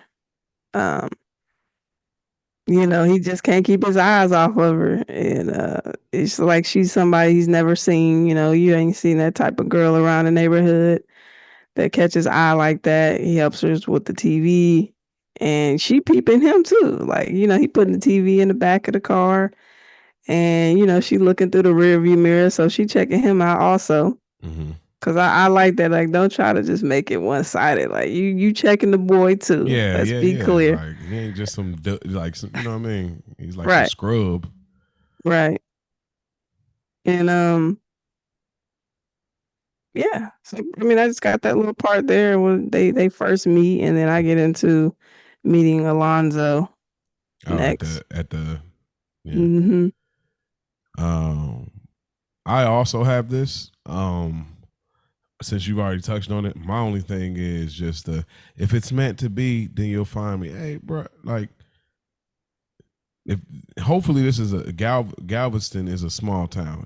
If it's not, bruh, we are in 94. We ain't got no real cell phones, a house phone. Like, I don't even know your name really. Like, you know what I mean? Like, bruh, like, I'm gonna look in the phone book and like, stop playing with me, bruh. Like, when I say, I'm like, man, if you don't get listen, I get it. Like, the hard to get, like putting some value on that joint. I get it, but bro, leave me with something more than if it's meant to be, you'll find me. Like, Okay, and then when I find you, am I a stalker? Am I Joe Goldberg? Yeah. Huh? What are you talking about? Like, this is crazy work to me. If it's meant to be, you'll find me. What? This is 94. You know how it is when you have a summer crush, you may not ever see them again. Like, I can't believe she said that. Like, bro. But I'm assuming it's a small town, so that's the only reason I'm like, all right, I'll relax. But still, bro, that is nuts. That is kind of a continuity error to me because if it is such a small town, how have they never met before? And Hmm. if she's been working at this place, didn't it seem like it's somewhere that He him seemed like he was frequent. had already eaten there before? Because they knew exactly what to do when they came in, like grabbing the trays and everything. Mm, that's a good point. That's a very good point. See? All right, we'll come back to that. I imagine that's on at the bottom of the notes. We'll double back on that. I like that you brought that up. So what's the next moment you got this all at? Are you at the kitchen joint with Alonzo, or are you further down than that? I'm right where Ash said she was, Me meeting too. Alonzo and Marty. Okay, so go for it. Yeah, so we see Lyric at her place of business, serving or waiting tables, helping clean, bus tables at this little soul food joint, Hole in the wall joint, yeah. being harassed because it's the 90s and that's what niggas did in the 90s. Goodness. Um, being just berated by these dudes. And Bro. here comes Alonzo regulating, but in the most unhinged of ways, where she's like, okay, like, You know? and he's like, are they bothering you? And she's looking like, you're bothering me. Like what I told you to, speak up and help me on my behalf when people acting, this is not what I meant. Because now you are harassing me. Get This away is from me. super weird, bro. Like, Because until he said, little sis, you wouldn't have even known. You would have thought that was her man, the way he was yeah. in her face. And it was just like, then you see Marty come over and you instantly know, like, okay, that's his girlfriend, that's his sister, Mhm. and he ain't got them all upstairs either. He ain't got them all. The elevator don't go to the top floor. Listen. Definitely not with them braids.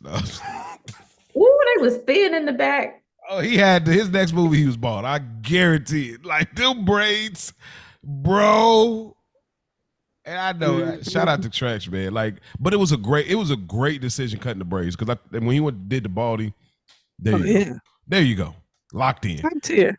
Yeah, right there. Like he was, and Pac was his best friend too. Like, come on, like it was right there. And bald Tretch, chef's kiss, but them little, Man. Yeah, the Coolio joints. Yeah, and it was like, am I supposed to buy that this is a Southern dude with these braids? Is that? I guess maybe. I don't know what I they don't were know. doing there, but I'm trying to evade the New York vibe. That's I'm like, did he evade it enough? That's what I was looking for with Trex. oh, that's gonna be something I have down Okay. when we discuss, because I know where all these people are from. Yeah. But Yeah. There's they're one not a person that did it well enough. person from down south. No. No one. No, not at all. But anyway, go ahead. But yeah, so you see Lyric is kind of trapped in this. She doesn't fit. You just see that she doesn't fit this life that she's in. She doesn't fit the people around her or the environment. She just stands out like a sore thumb in her demeanor. Like she can hold her own, don't get me wrong, tiny but mighty, like Ash said, but she's just detached. Mm. Yeah. And yeah, in walks Jason and Rat. Mm. What say you, Ash? She does look like she just doesn't belong there. She's frustrated. She's PMSing. Like she don't even want to work here. You know what I mean? Always messing with me.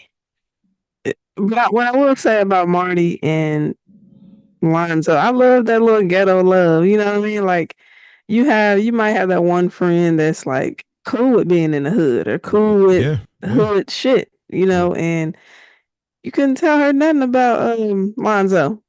You yeah, couldn't tell her nothing. yeah. And that's what I like, because you gotta stand by your man. Mm-hmm. And your friends, your family, they may not agree or whatever, but if that's who you rocking with, you gotta be, you know what I mean, stand 10 toes. Yeah, So I respect it too. Yeah. I like that. And I do like they did give a little depth to her. Like, Mm-hmm. yeah, she was ghetto, but she had her little quotes and her little, Yeah. Some self help, poetry thing some self going. help Yeah. going on. Yeah.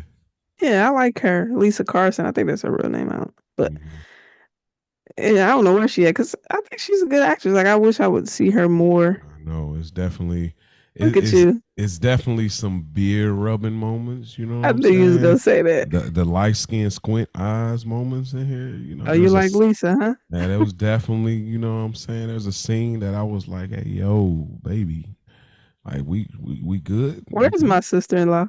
I, No, just like- Well, no, I'm Ash, telling. I'm in character. Okay, energy. this is it's Keep a that joke. No, energy. I'm Let- telling. You hear me? I'm telling. I'm in method acting right now. No, But but yeah, I mean, yeah, y'all pretty much touched up on everything in there. It's crazy work how everybody was, but still. So is this where he sees her and then they go to the bus stop as well? All right, Mhm. so I'll just pick up from there then. So this is what bothered me.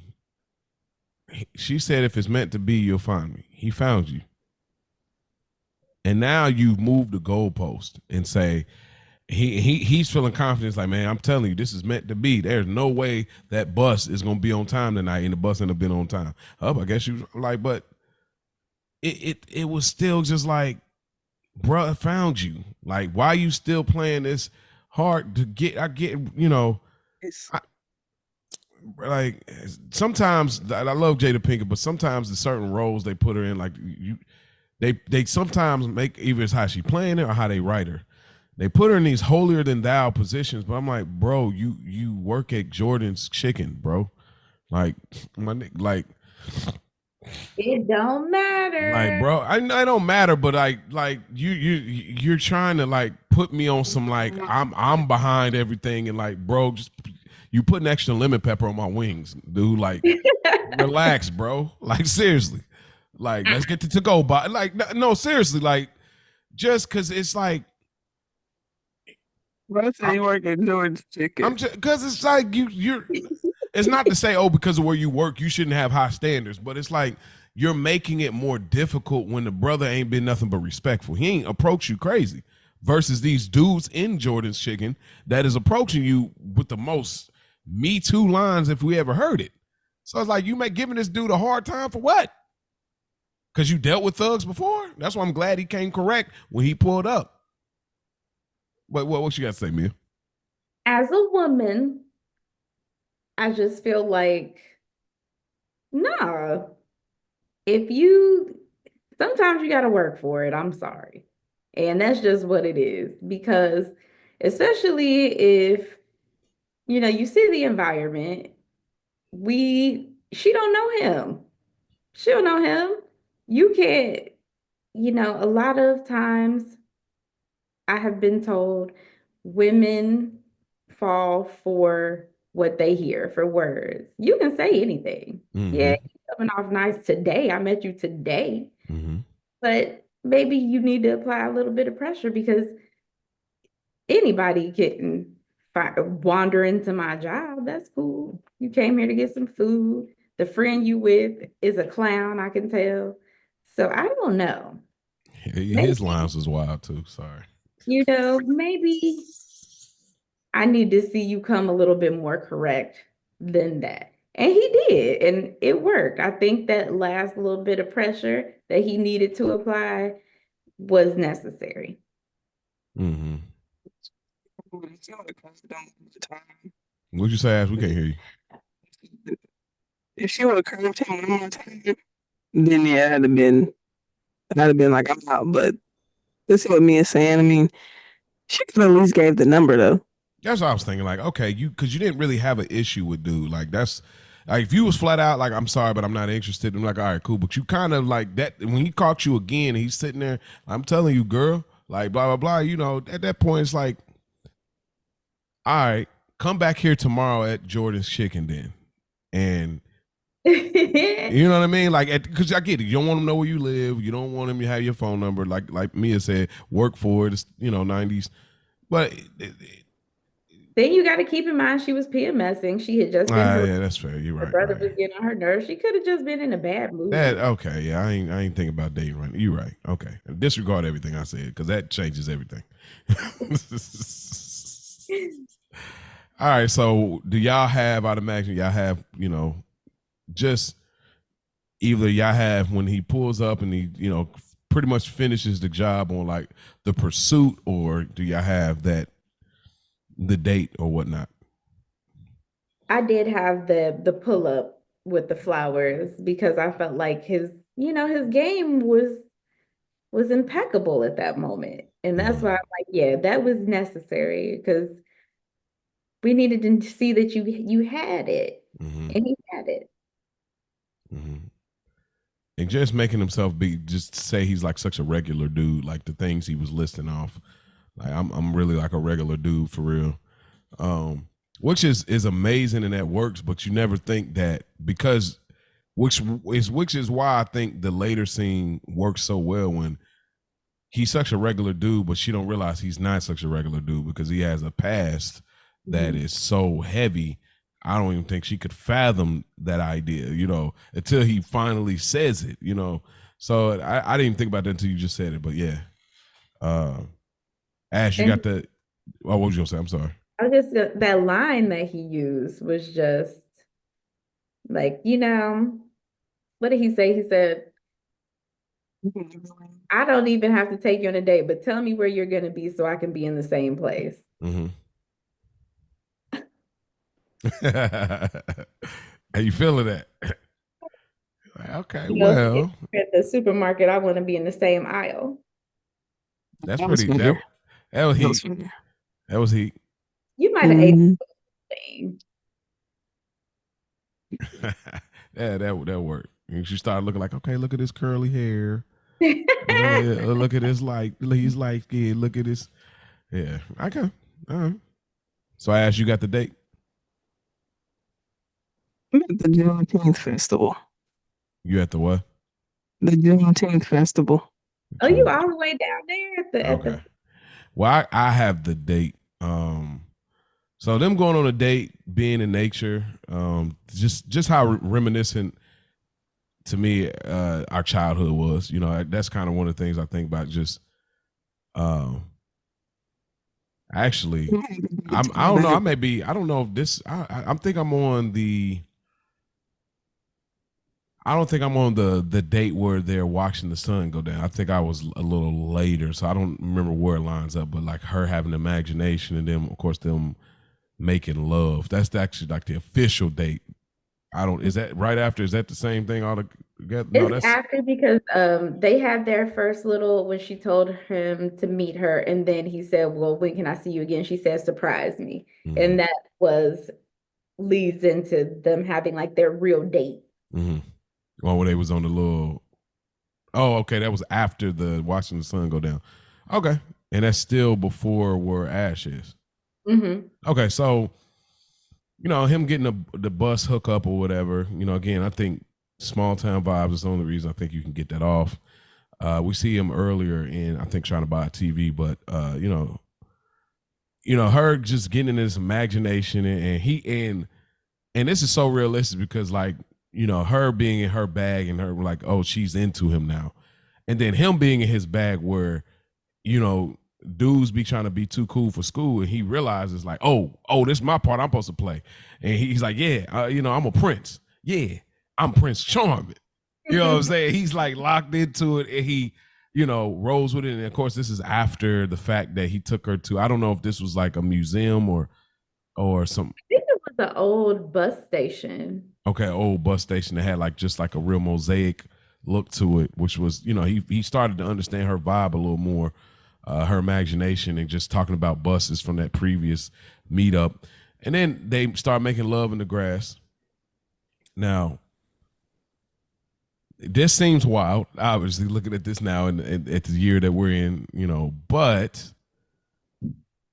they, again, cinematography. This movie was going for something, I felt. And a funny story in Will Smith's book, he played a trick on Jada. When Jada went to pick up her parents from the airport, I believe, he had this scene. It was his grandmother. Oh, it was his grandmother. Okay. It was his grandmother she picked up, and he had this scene of them getting to it, playing, and she was so embarrassed. I said, yo, Will is crazy. Because when I watched this scene, I said, oh, they are getting to it. A horrible joke. I would have went upside his head. Oh, yeah, Dad. You Why might would have. you do that? Your grandmother will. And it's my first time meeting this lady. Mm-mm-mm. So what did y'all want to add to that scene? Obviously, I mean, this is like getting real romantic, getting real, sentimental, real connective. Ash, did you have something? What'd you say? Push your mic a little bit. I don't know what's going. I don't know what's going on I with your know.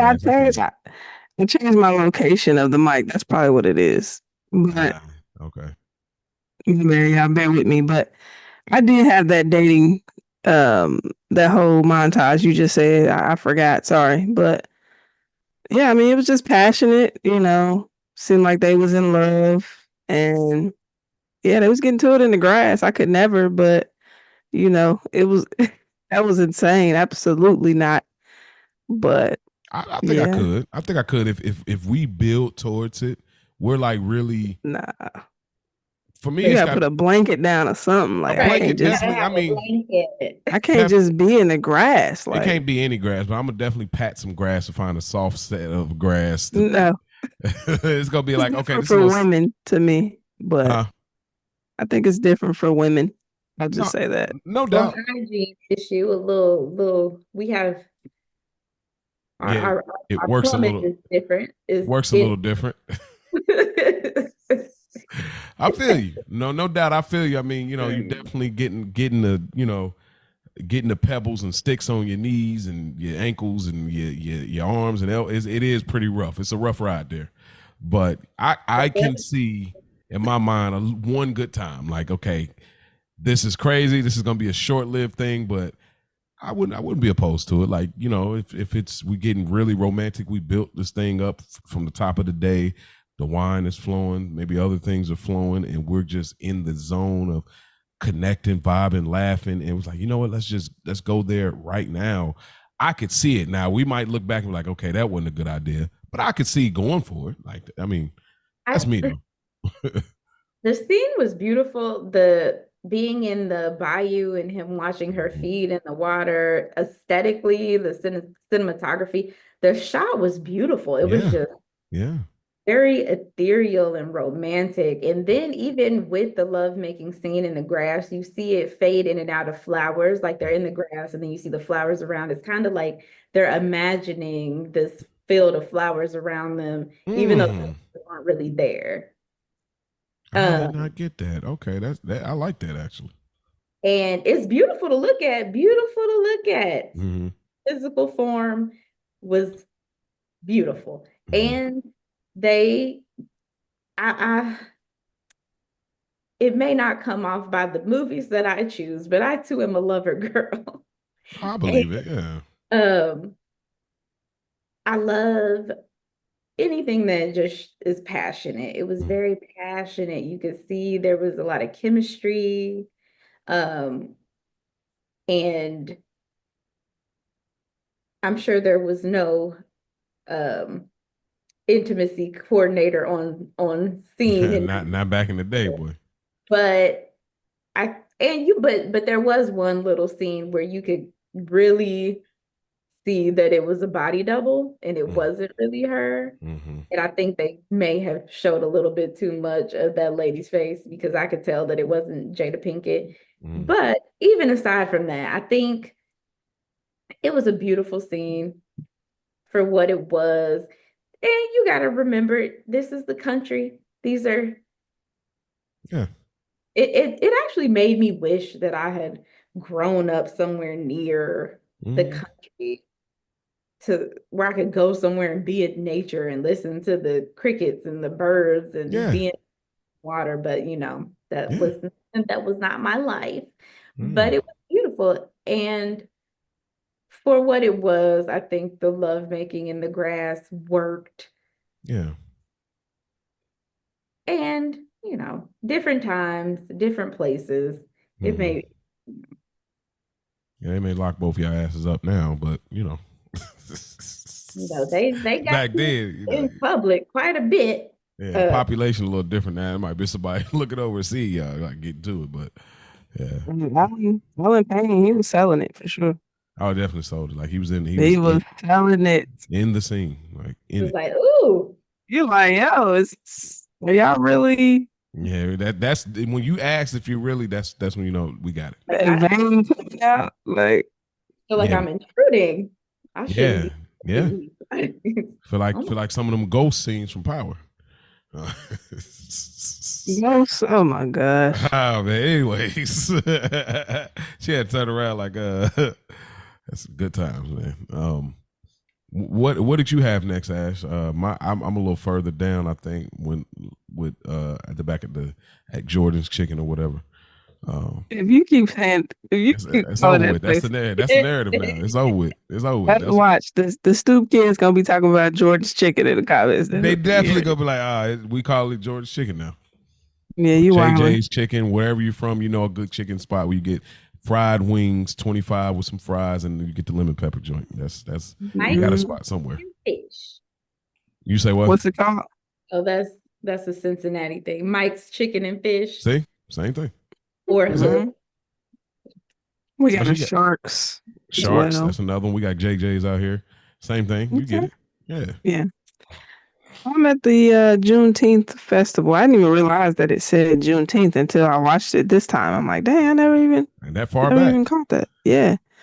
Um, where Josh is yet drunk again. The introduction of Josh and Lyric. Terrible, terrible introduction. But Jason is on a date. Well, also him meeting Lonzo with the potential chance of working with him. He's like, my boy said you owe him. Help me out in the pen. Might have some work for you. Josh ain't really feeling it. He like, he can do his own thing. Pretty much got his own crew. Mm-hmm. Again, drunk off his ass again. And then he spots Jason and Lyric, and he gets on the ride with him and filling her up, just violating completely. Again, this is on the first meet. It's ridiculous, but yeah, so that whole interaction, then they get off the ride, and Jason had to he was already getting to his breaking point, but this moment, yeah, I had to show little bro what it is. Mm-hmm. And so he get him to apologize. And Lyric, like, he said he's sorry. I don't know what the fuck you talking about. He was hot. Yeah. He's like, you don't know how do you know what he mean it, so he was all over him. She like, she didn't understand. She just No. didn't. She didn't understand the backstory of it all yet. Yeah. You know what I mean? But yeah. She thinks this is a one-off. Yeah. Like, he just he partying tonight or something. Like, he just drunk tonight. No. Yeah, no. This is ongoing. But yeah, and then I think it's strange how she just knew he was gonna be at the TV spot. I won't say strange, but it's just like you just popped up at the TV joint and yeah, I get it cracking again. All on the all on the registers. I mean, y'all was hot and heavy, boy. Like, Hey man, listen. yeah. Yeah, listen. Ah man, And now you forgive him. You ain't mad at him no more. you definitely You ain't just mad. you just coming in on that type of time. Yeah, you ain't mad. You definitely ain't mad. No. No, you know. Mm-mm. It's good night What for was everybody. he even mad about? Yeah. Okay. Yeah, she Well, was he definitely. did. That was kind of rude. You don't know what the you talking about, dude. You know, sometimes in the heat of the moment, he's mad at his brother. I don't know what y'all got going Man will on. be mad. True, but he gotta make it right. He Nah, definitely he gotta do. make He's it just like, right. my bad. Look, I got a little overzealous, but like, there's something between me and my brother. Like, I guess he made it right. Understood. let me tell you about my brother though. Hey, Um, Understood, baby. I got it. So what did you have? I got pretty much the TV, pretty much turn the TV off. Turn the TV off mode right there. So that's what I got next. But do you got anything? um, the next thing I had was the bank robbery. Okay, so for me, just the scene again, they're selling it, they're cinematography, they're trying to really show the passion. Very barbaric. Like this is I feel like the first sex scene is more of a lyric thing. The second one is a Jason thing. And I like that contrast.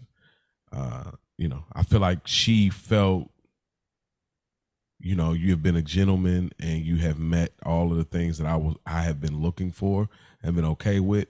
And so now, I'm kind of gonna give you a gift. I'm gonna look out for you and go to your world.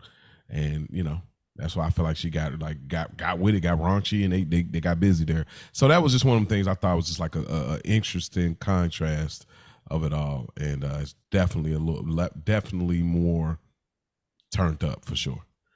So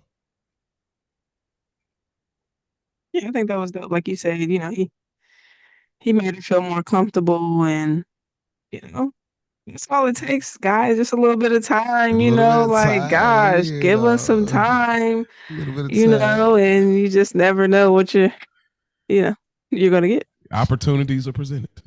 I mean, sometimes all you Sheesh. Can't sometimes give you you all my tricks out the gate. gotta Right. give you a productive way to burn off all of that anger and passion. Yes, because you Redirect it. you need to. I noticed some things, and let me help you with that. Let's redirect. Right. Redirect, positive reinforcement. Testosterone. Mm. You know, I tempers are love it. flaring. Yes. Let's talk about some things. But go ahead. You got the boxed robbery. I do as well. So. Yeah. Holy shit. This bank robbery goes terribly wrong. We know Lyric has told Jason about the bank robbery because like your brother is planning to work with my brother and this is what's going down. So of course Jason is trying to stall his brother and he ends up late, but good heavens, Josh. Now I wasn't necessarily rooting for them to rob the bank, but heavens to Betsy, if it could have gone any better, I would have been okay with maybe things, but goodness gracious, he went in there like he was in a country western movie, guns a blazing. Yo, this man was so slapped, bro. Way He was so drunk. had a plan, Yes. and you just ran up in here just Bro, coming to rob a bank drunk. Are you late? Like it's like me say, you can just come in after the start time. Like, bro, the money is walk in like you just Listen, being like not just like tipsy, but drunk off your ass where you're yeah. really blacked out. You're not gonna remember this part of your story tomorrow. And you're You know, trying to commit a federal crime. Jacket flying. He coming in a jacket fly. What the heck is happening right now? This man just walks Oh, in there bro. being, he done distracted Oh everybody. my gosh, Everything just gets bro. thrown off. We could have did this without you, honestly, because now you done just came in. Now everybody has an opportunity to sound the alarm and close Oh the man. vault. And we had a smooth ship running, and here you come in. Now you done took your mask off. You punching people, stealing watches, just acting a plum fool. It's the whipping. Like, dude, you're Bro, it's the fertilizer, dude. It's the fertilizer. No, for real. It has to Because be. there's no explanation for this. We'll get to that part. Mad Dog Jr. Pretty much. you're- Um, what you got? What moment? What's your next moment, Ash? is it next where I have where Jason goes for payback to get Alonzo? Okay, I'm a little after with lyric waiting. So yeah, if you want to go ahead. I don't have too much on it. Just you know, Jason's at the crib with moms, and I think this was the moment where he was telling her that he want to go off with lyric, right? Mm-hmm. The way he grabbed it, Mama, why can't you just be happy for me? Like, he didn't gave all of himself to his family, and it's just like he just want to live a little bit for Mm-hmm. himself. So just that moment, and then in walks Josh, bloodied up, falling Well, everywhere. off the heels of Alonzo and them carving him up because he botched the robbery. Just to put that context there. Oh yeah. So yeah, he just got sliced up by Lonzo, and then he somehow finds his way home, falling all over the place. When I was younger, when I watched that scene, that creeped me out. Like I'm like, oh, he got to get in the water. He got the open wound. Damn, damn. Jason, like I'm like that brother moment where it's like, and then Josh trying to fight it, like Yeah, it just seems so bad when we were younger, like yeah, because you just got this open. It's like putting lemon juice in there or something. yeah, Like yeah. that's where my mind went. Like Like alcohol or peroxide. yeah. Yeah.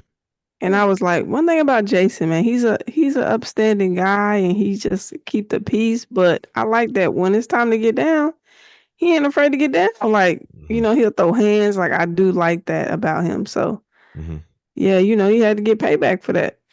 They Yeah, pull up on Lonzo at what they at a park or something. yeah. Look like Some park or whatever. A in court that nasty basketball. ass bathroom. Yeah. Took the And he wash started off, beating the dude. brakes. Yeah. Started beating the brakes off Lonzo, man. Mm-hmm. Probably, who knows how much further he would have took it. I mean, he knew that was Lyric's brother, but Mm-hmm. I mean, he had to get that get back. I ain't mad at it. Yeah. The I thought the scene when I was a kid, just the shower scene, I did like that as well, what you said as far as the fighting. But I did think the shower scene was like more powerful as a kid. I watched it this time. I was like, this is garbage. Mhm. They didn't know what to do. It was an improv. It felt improv, and they didn't know what they wanted to capture. It felt like because it was like, it was like, God, it's not. It didn't do anything. Oh shit, shit. It didn't. Like I feel like they were trying to capture some unspeakable moment between them two, and it wasn't there. They were on two different planets. Like when I was watching, I was like, this doesn't work. Like it was super What you like mean? it didn't work, bro. Like watch it again, you'll be like, okay, what were It they didn't trying to get across here? see. Huh? I think it was very chaotic on purpose. Like I don't see how it could have been any less chaotic because you know He bleeding? Josh may have been in shock. He's sad, he's drunk, he's in pain, he's confused, he's sorry, he's regretful, and Jason is angry and sad and hurt and scared, and there's just a lot of emotion and chaos going on, and there he's trying to like, oh my God, do I take him to the hospital? Do I like what happened? Do I nurse his wounds myself? Is he's scared to go to like it was just a lot that could have been going through both of their minds, and I think it was purposefully chaotic. They should have chose one of they should have chose a different cut. You think? Hmm. Whatever other cut they had would have been a better one, I'm sure.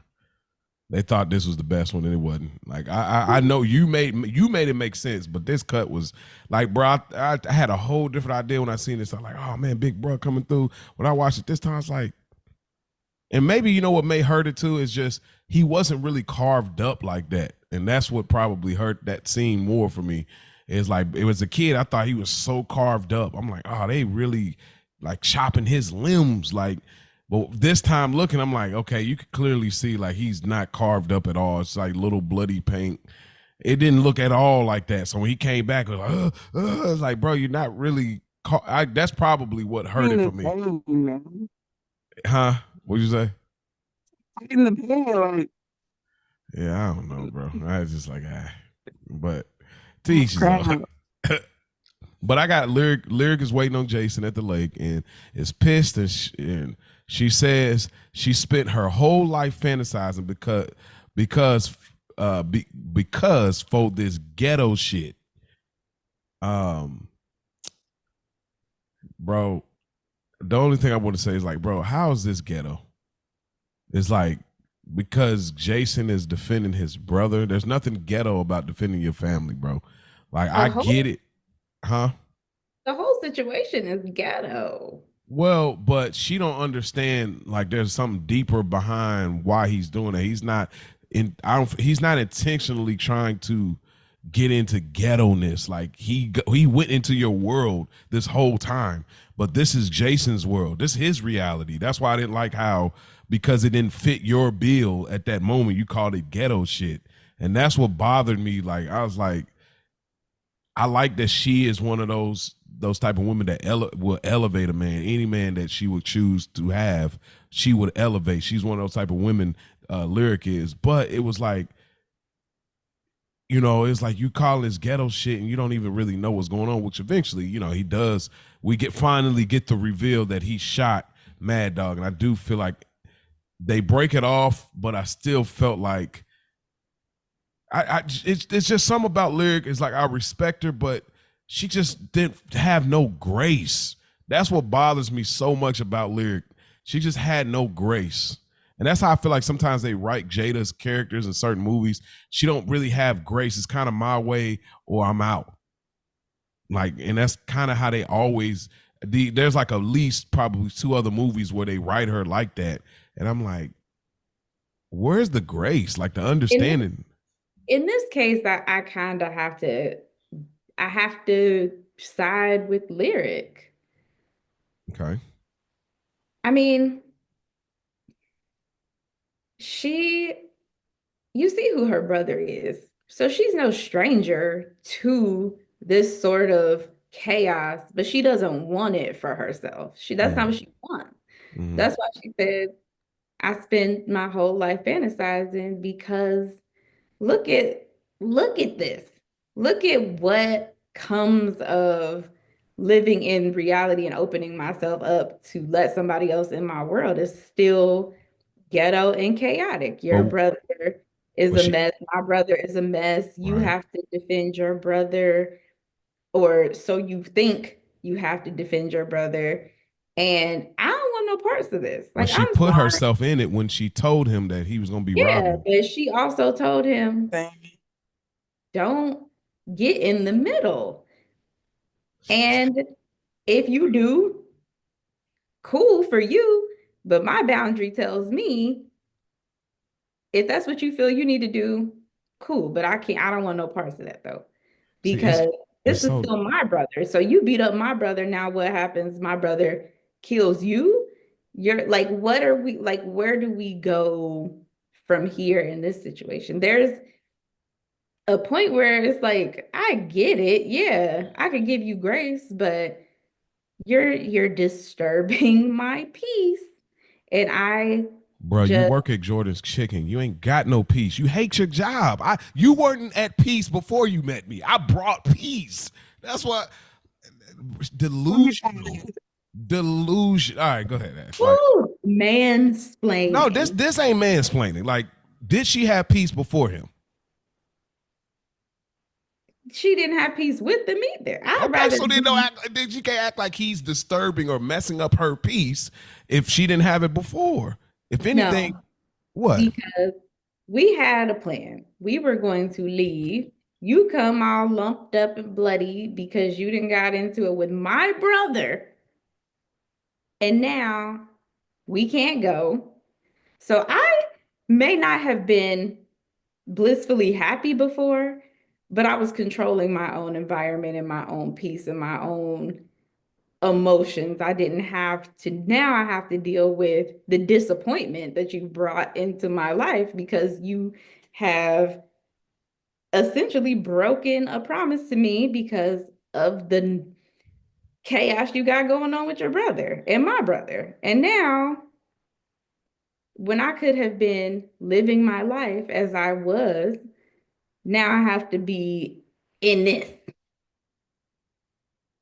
I'm well agreed. Like in this isolated moment, what did you think was gonna happen when you told me my brother was robbing a bank with yours? Like, I think in this moment, I do agree, like with bro, like there was no grace, and it's like, bro, what did you think I was gonna do? Like, I'm not gonna just your brother just sliced my brother up, and you think I'm not finna do nothing about it?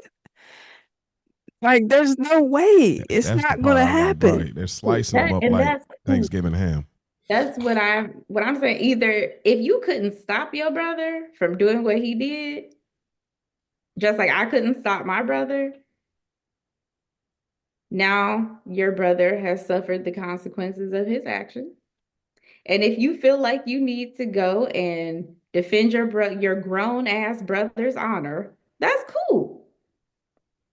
However, But she already was trying to help. I don't want no parts. We- You did Yeah, it with me, family.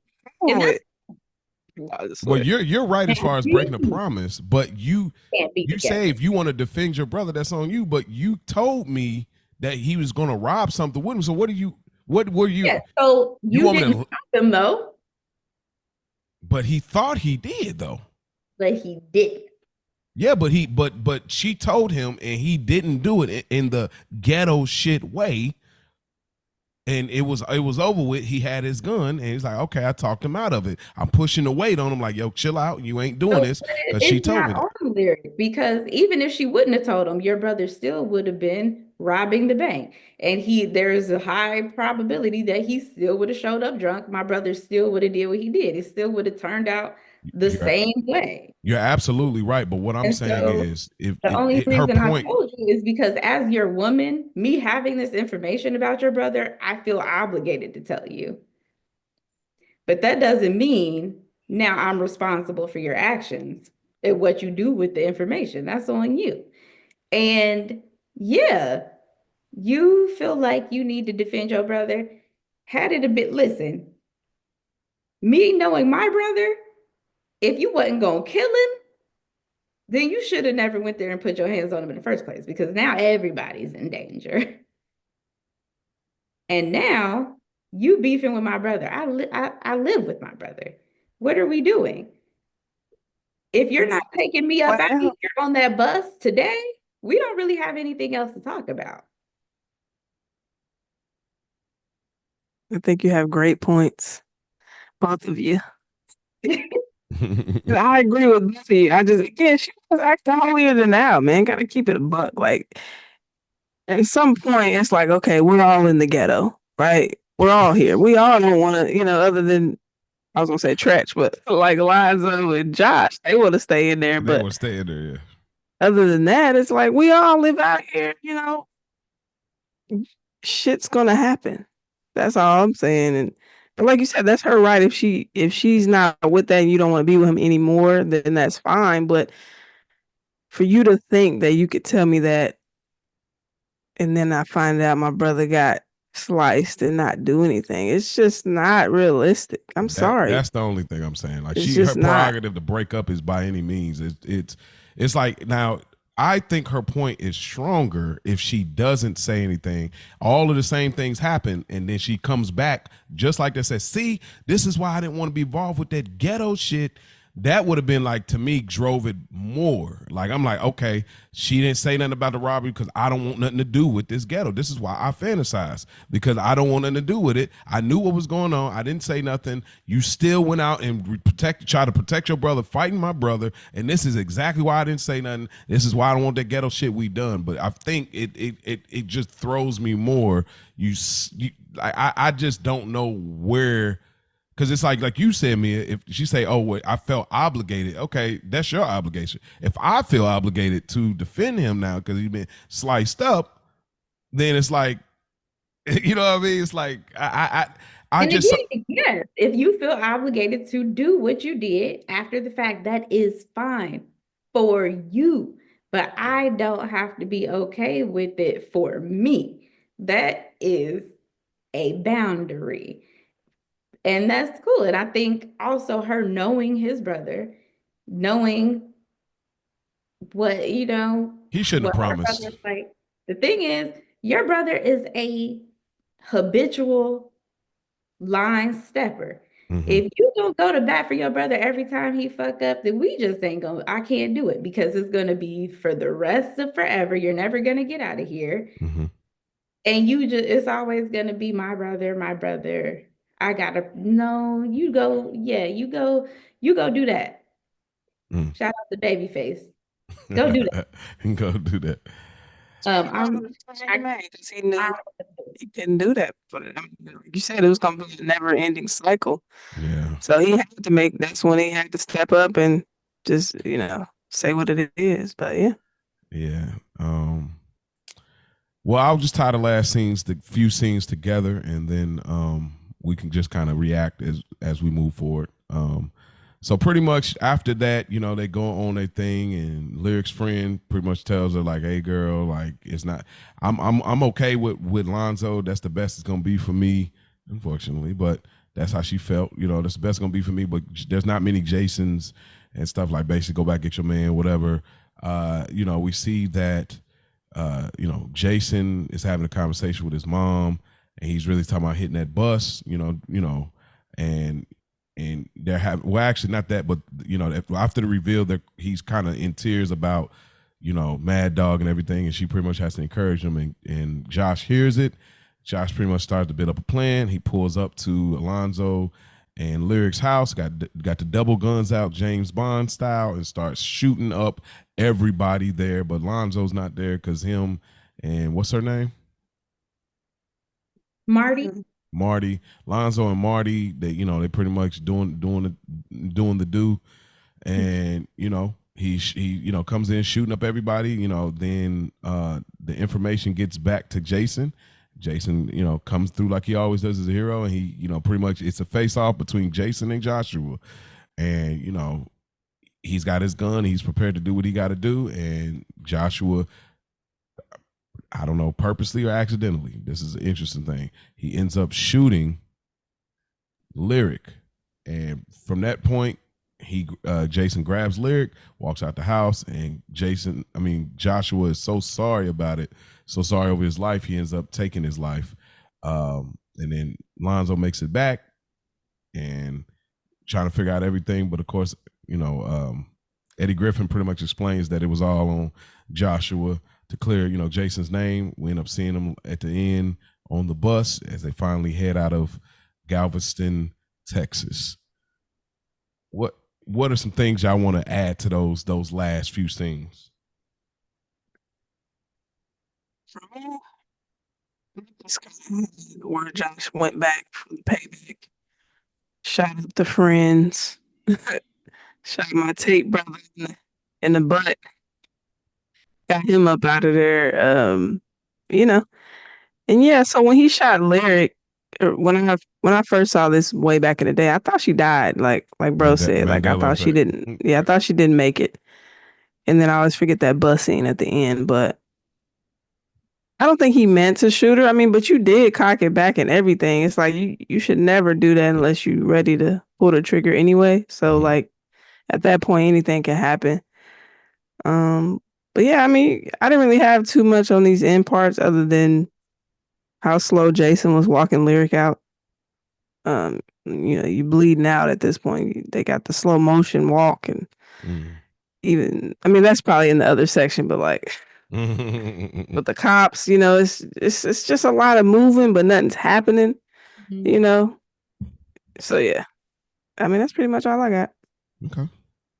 Only thing I have to add would be just tragic culmination of events. I think the real cautionary tragic tale is really Josh, and I feel it's not that I agree or understood anything that he chose to do.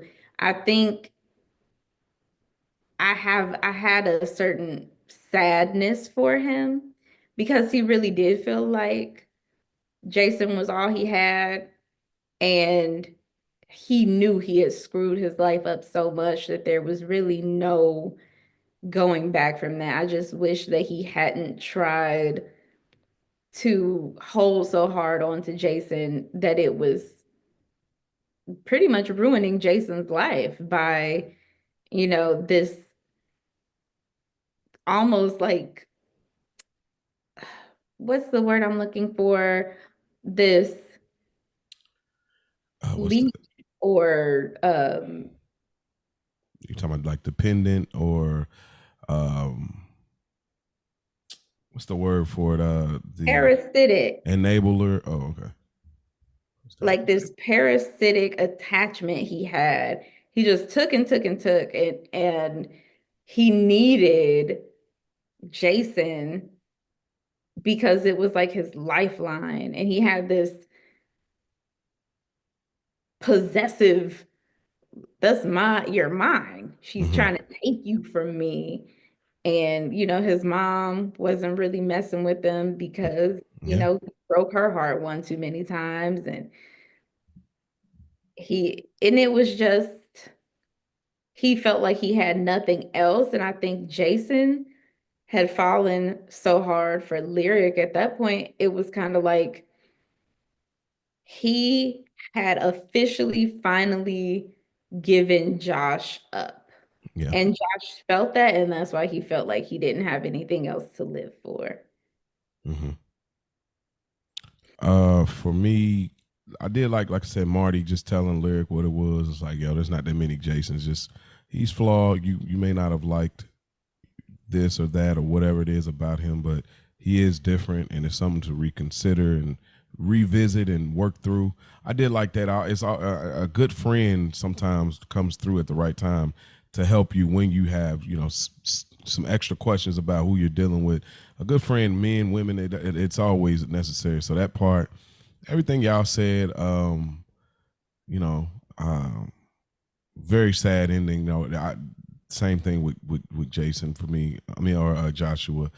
It's so some unanswered stuff. That'd be something I would love to hear director talk about. What was his issue? What was his?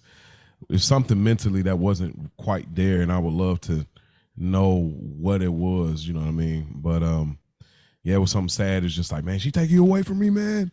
It's like you felt to me as much as he's been a menace. She take you away from me, man. And he was like, man, I ain't got nothing. Like, and you really he really don't got nothing. And you feel bad for him. And you're not supposed to feel bad for a character that's this villainous, but you do. And then when he's walking off with Lyric and you hear that shot, you're like, dang. That was like I think that was the only scene that we got that he felt real remorse. And in some sense, maybe thought he was doing the right thing outside of, bringing the food to, we didn't talk about it as a scene, to his mama house with the Right. drug dealing money, but she threw it out or whatever. So, but I definitely felt like he thought he was doing something good, unfortunately by ending his life. But, yeah, man. Sad, man. Yeah. I do I do want to briefly because like we did this in the last episode with Love and Basketball, but I also want to again shout out the promotion of safe sex because Marty did ask Alonzo if he had any Yeah. fiance. Mm-hmm. He had to go get those before she was gonna give him any. Yeah. And let's promote Yeah. safe Like, sex. definitely. Definitely. You're right. I love when they do that. Especially in the hood movies because you know they be getting to it. And they just be Mhm. quiet about it too. Oh man. All right. Well, before we get out of here, let's get into these categories. So Mia G, character you relate to or identify with the most. I had to go with lyric. Any Um, particular aspect? a lot of it. I Okay. feel I'm a lot in my head too. I live in my head a lot of the times. Um, I'm an escapist. I wouldn't call myself extremely artistic, but I love the arts and people who are artistic. Hmm. And I am a sucker for, you know, the passion and romance too. I think I just relate to those pieces of her character Hmm. wanting to be, you know, just wanting the fairy tale Yeah. in that way. Okay. All right. Ash, what say you? Jason, just off the strength of him putting others' needs before his own, um, especially his mother. Just trying to be his all for her and get her through her struggles and traumas while still trying to deal with your own. So I went with Jason. I went with Jason as well, but I try to, since sometimes the characters are so lead, I try to pick a particular aspect. So I particularly did the aspect with him and his brother.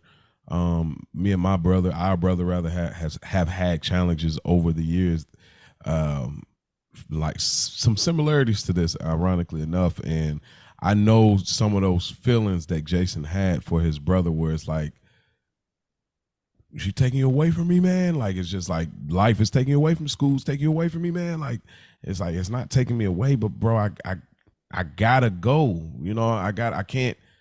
I can't be everything for you. You know what I mean? It's killing me to do this.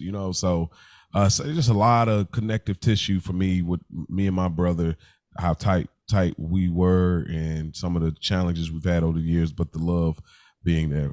I'm grateful and fortunate that he is around and he didn't take the same way route that Joshua did. So, um, all right, so get the stepping character you could do without Mia G. This was tough because I feel like everybody kind of served a purpose.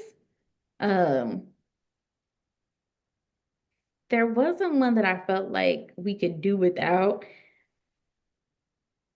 I think maybe Ron, the Lamar Tate character, Yeah. because you don't necessarily need a character to introduce Josh to a character like Alonzo. If Mm-hmm. he was looking for some work, he probably could have found them in other ways, you know. Mm-hmm. Uh, I don't think Ron's character did enough. I think they had plans to make him more sinister than he actually was. Like when his character was first introduced, you see Eddie Griffin or Rat say, you know, watch him. Like he didn't trust him. But there wasn't necessarily anything that he did other than introduce him to Alonzo. It was like, okay, well, he probably could have found him through other means. I don't know. He Street seemed a little bit politics. Yeah. It's like, scary, but what say you, Ash? Who can get to stepping? Shit, friend, the ball dude. I don't even think I heard him say anything in the movie. Who did you say? The ball guy, the Ah, yeah, Josh's the other friend. friend. Yeah. Yeah, the other friend. I mean, I guess he helped in little ways, but didn't say two words, I don't think. So I felt like he wasn't really necessary. And then, of course, the old guy with the shit that won't let you. Like I thought that was just Mhm. unnecessary. And yeah, he definitely could get the stepping. Bro, another Mandela effect. I thought that old man was in New Jack City. I thought that where I heard it from. Another Mandela effect, What bro. is wrong with you? Like, dog, I swear I was like, oh, this is this movie? Anyway. Um, I'm gonna say you're not gonna like it, but I'm gonna say lyric, man. What? Yeah, just Hmm. Jason's lyric? Hello. yeah. Nah, this could have been a different story. The romance aspect of it, it's so many things for me that just I just was not feeling because the character her character just wasn't well rounded enough for me. It was just kind of like my way or no way, and that's how her character was the whole time to me. And I just was like, I could do without this character. Again, the movie needs this character, but if you asking me, a character I could do without, it's lyric. It's like you're just not well rounded. It's like my way or no way, and that's her whole vibe the entire time. That's so yeah, no. Um, but yeah, favorite song is I mean you can't. I don't know if that fits this movie so much as it did Love and Basketball, but things you would change about the movie. Get the laundry list going here. Mia G. Oh, well, I was confused. When Marty and Alonzo were, on the side of the house, did they ghost? Like, did they drive away? Because they pulled back up in his truck. And I'm like, where did they go?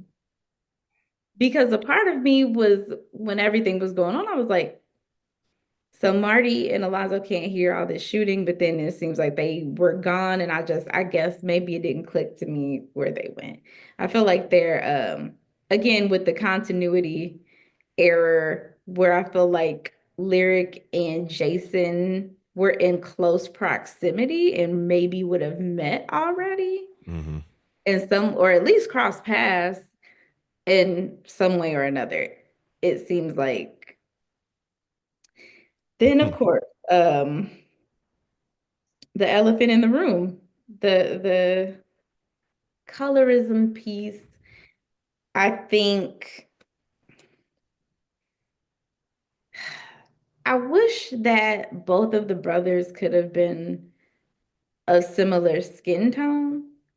And I think the story would have still been, just as powerful. I don't think we needed, because I love Alan Payne. Don't get me wrong. Yeah. I think he's great, but I also think another actor probably could have played this part. Which brings me to my very last thing. Why don't they cast all of these New York, New Jersey, Chicago actors to play people from Texas? Why they couldn't find nobody who's from Texas or the South? It Yeah, the Georgia, stretches from Florida. Jersey. Yeah. Lamar Tate is from Chicago. Jada's from Baltimore. Alan Payne is from, I think, Harlem. Uh, Trex, Jersey. yeah. Eddie Griffin's from Kansas City, Missouri. So I mean, that's Midwest Midwest. is That's yeah. not necessarily like there was nobody who was Nobody. from anywhere who what Alan Payne is from New York. That everybody is a northern actor, but they're making a movie about Texas, and I feel like that made it a little inauthentic. Yeah. Yeah. Joaquin Woodbine from New York. Yeah. Yeah. Ash, things you would change about the movie or what they didn't get right. More insight on the dog's experience in Vietnam. It'd have been nice to kind of get a little more, like, because we get the beginning where he's outside with the boys, and then we just get him with his leg gone and kind of already jacked. But I think maybe if they would have spent a little more time on that aspect, kind of would have, maybe I would have had more sympathy for Mad Dog. Mad Dog. Like I didn't have so much because they didn't give us really much, other than he lost his leg, and so I didn't really have that attachment feeling wise. Mm-hmm. I mean that's pretty much kind of what I had on my list, and I did have a favorite song. I had "Crazy Love" by Brian McKnight. Just want to put that out there. Oh, okay. All right. Shout out to Yeah, you, overachieving. they had some good songs in there. Yeah, I like that. I didn't even notice the music. That's the craziest part. Like, but for me, the accent kept going in and out. They should have just done without it. They kept like having moments where they were trying to use it, and then when they would start talking fast, they would go back to their natural dialect. So they should have just did without the southern accent because they didn't do it well. Jada was fine. She paced how she spoke. Like she spoke slower, so I feel like you can lock into the accent better. So she did fine, but everybody else was. The mom saying that she hadn't had her register short in 7 years. Come on. Knock it off. Like, bro, registers get short all the time, bro. Like, it could be a quarter, 50 cents, $1.28. Stop. Like, that was just like, what is this? And then she got fired. Like, come on. It was just super extreme just to make Josh look even worse. It didn't get out of here. For $10. For $10. And then she got fired for $10. Like that, when they meet at the bridge, she said 7:00 at night, or evening. But it's daylight. Is it daylight savings? The way the birds are chirping, this felt like noon or something. I was like, this didn't feel like the time she said. So that, and then, like I said before, the shower scene after Josh got tortured, they was going for something and it just wasn't quite there. Like it was Luther curl. So, all right, Nia G, what's the moral of the story, your biggest? What I said was you don't have to be a slave to your past. Sometimes you have to let things and people go because they just are holding you back. I like it. Ash. Beautiful. You're insane. Let's say registers are short on a time, like $1.28. Like, where do you come up with this stuff? Where does he get this stuff? So funny, but I mean, me really hit it on the nose. But I just put you can't save everyone. Short and sweet. It's kind of like you lead the horse to the water, can't make them drink it type thing. Like you only can do what you can do. You're only responsible for your action. So, yeah. Same thing I said, just undealt with trauma. Like, at some point, like if you've witnessed some really heavy things, you can only put so much dirt under a rug, you know what I mean? And you really are going to have to deal with it, or it's going to come out in your behavior. I've dealt with that personally. I've seen people, you can read things from people like, okay, this is something undealt with. And you more so looking at how did they get here more than why they doing this. You know what I mean? You start saying, oh, something happened to them. This is why they're acting like that. So that's for me, at some point you need to deal with, your issues, because eventually, if not, it'll come out in these ways of, like he said, man, I drink like this. It's kind of like garlic for ghosts, even though you use garlic for vampires, but whatever. So, and yeah, so we're going to leave that there. And that is our, conversation that we wanted to have. But before we get out of here, it is on me. I think we got a couple more movies for our Candygram month. So without further ado, I'm going to a film. This is definitely opposite of what we just did here, this is probably opposite from the previous movies, like all three of us. So, super romantic film, a film that I was not familiar with before. My wife put me onto it. I had a different idea about the film. When I watched it, I was very thoroughly surprised that I enjoyed it enough to say, you know what, this is what I'm picking for my film. So it's the super huge romance classic that came out in 2004, The Notebook. Be his face. Where? The Notebook. Yes. Oh. Yeah. You into The Notebook? Of course I am. Okay. All right. Yeah. So Yeah, it's going to be The Notebook. That is my pick. I had some other things in mind, but when I watched, I said, "Oh, there's too many good talking points." We might even have to figure out how to condense it because it's a lot. That film is 2 hours, so we probably going to have to figure out how to bring it together, like section it. But we'll work that out. But yeah, so those that are listening, y'all go ahead, get your TVs ready. Go on, get ready. Watch The Notebook if you haven't already, so y'all can get in and come kick it with the Childish Grownups, man. We truly thank y'all for listening. I want to reach out childishgrownups3@gmail.com. Oh, y'all can reach us on Instagram, Childish Grownups. You get a lot of nostalgia, reshares, reposts on the stories. DM us, of course, in YouTube as well. Just reach out there, leave an Apple review. That would really help us put people on the radar to share the experience that y'all get to share when y'all listen to us every week. So thank y'all for listening. This will be out Wednesday by the time y'all hearing this.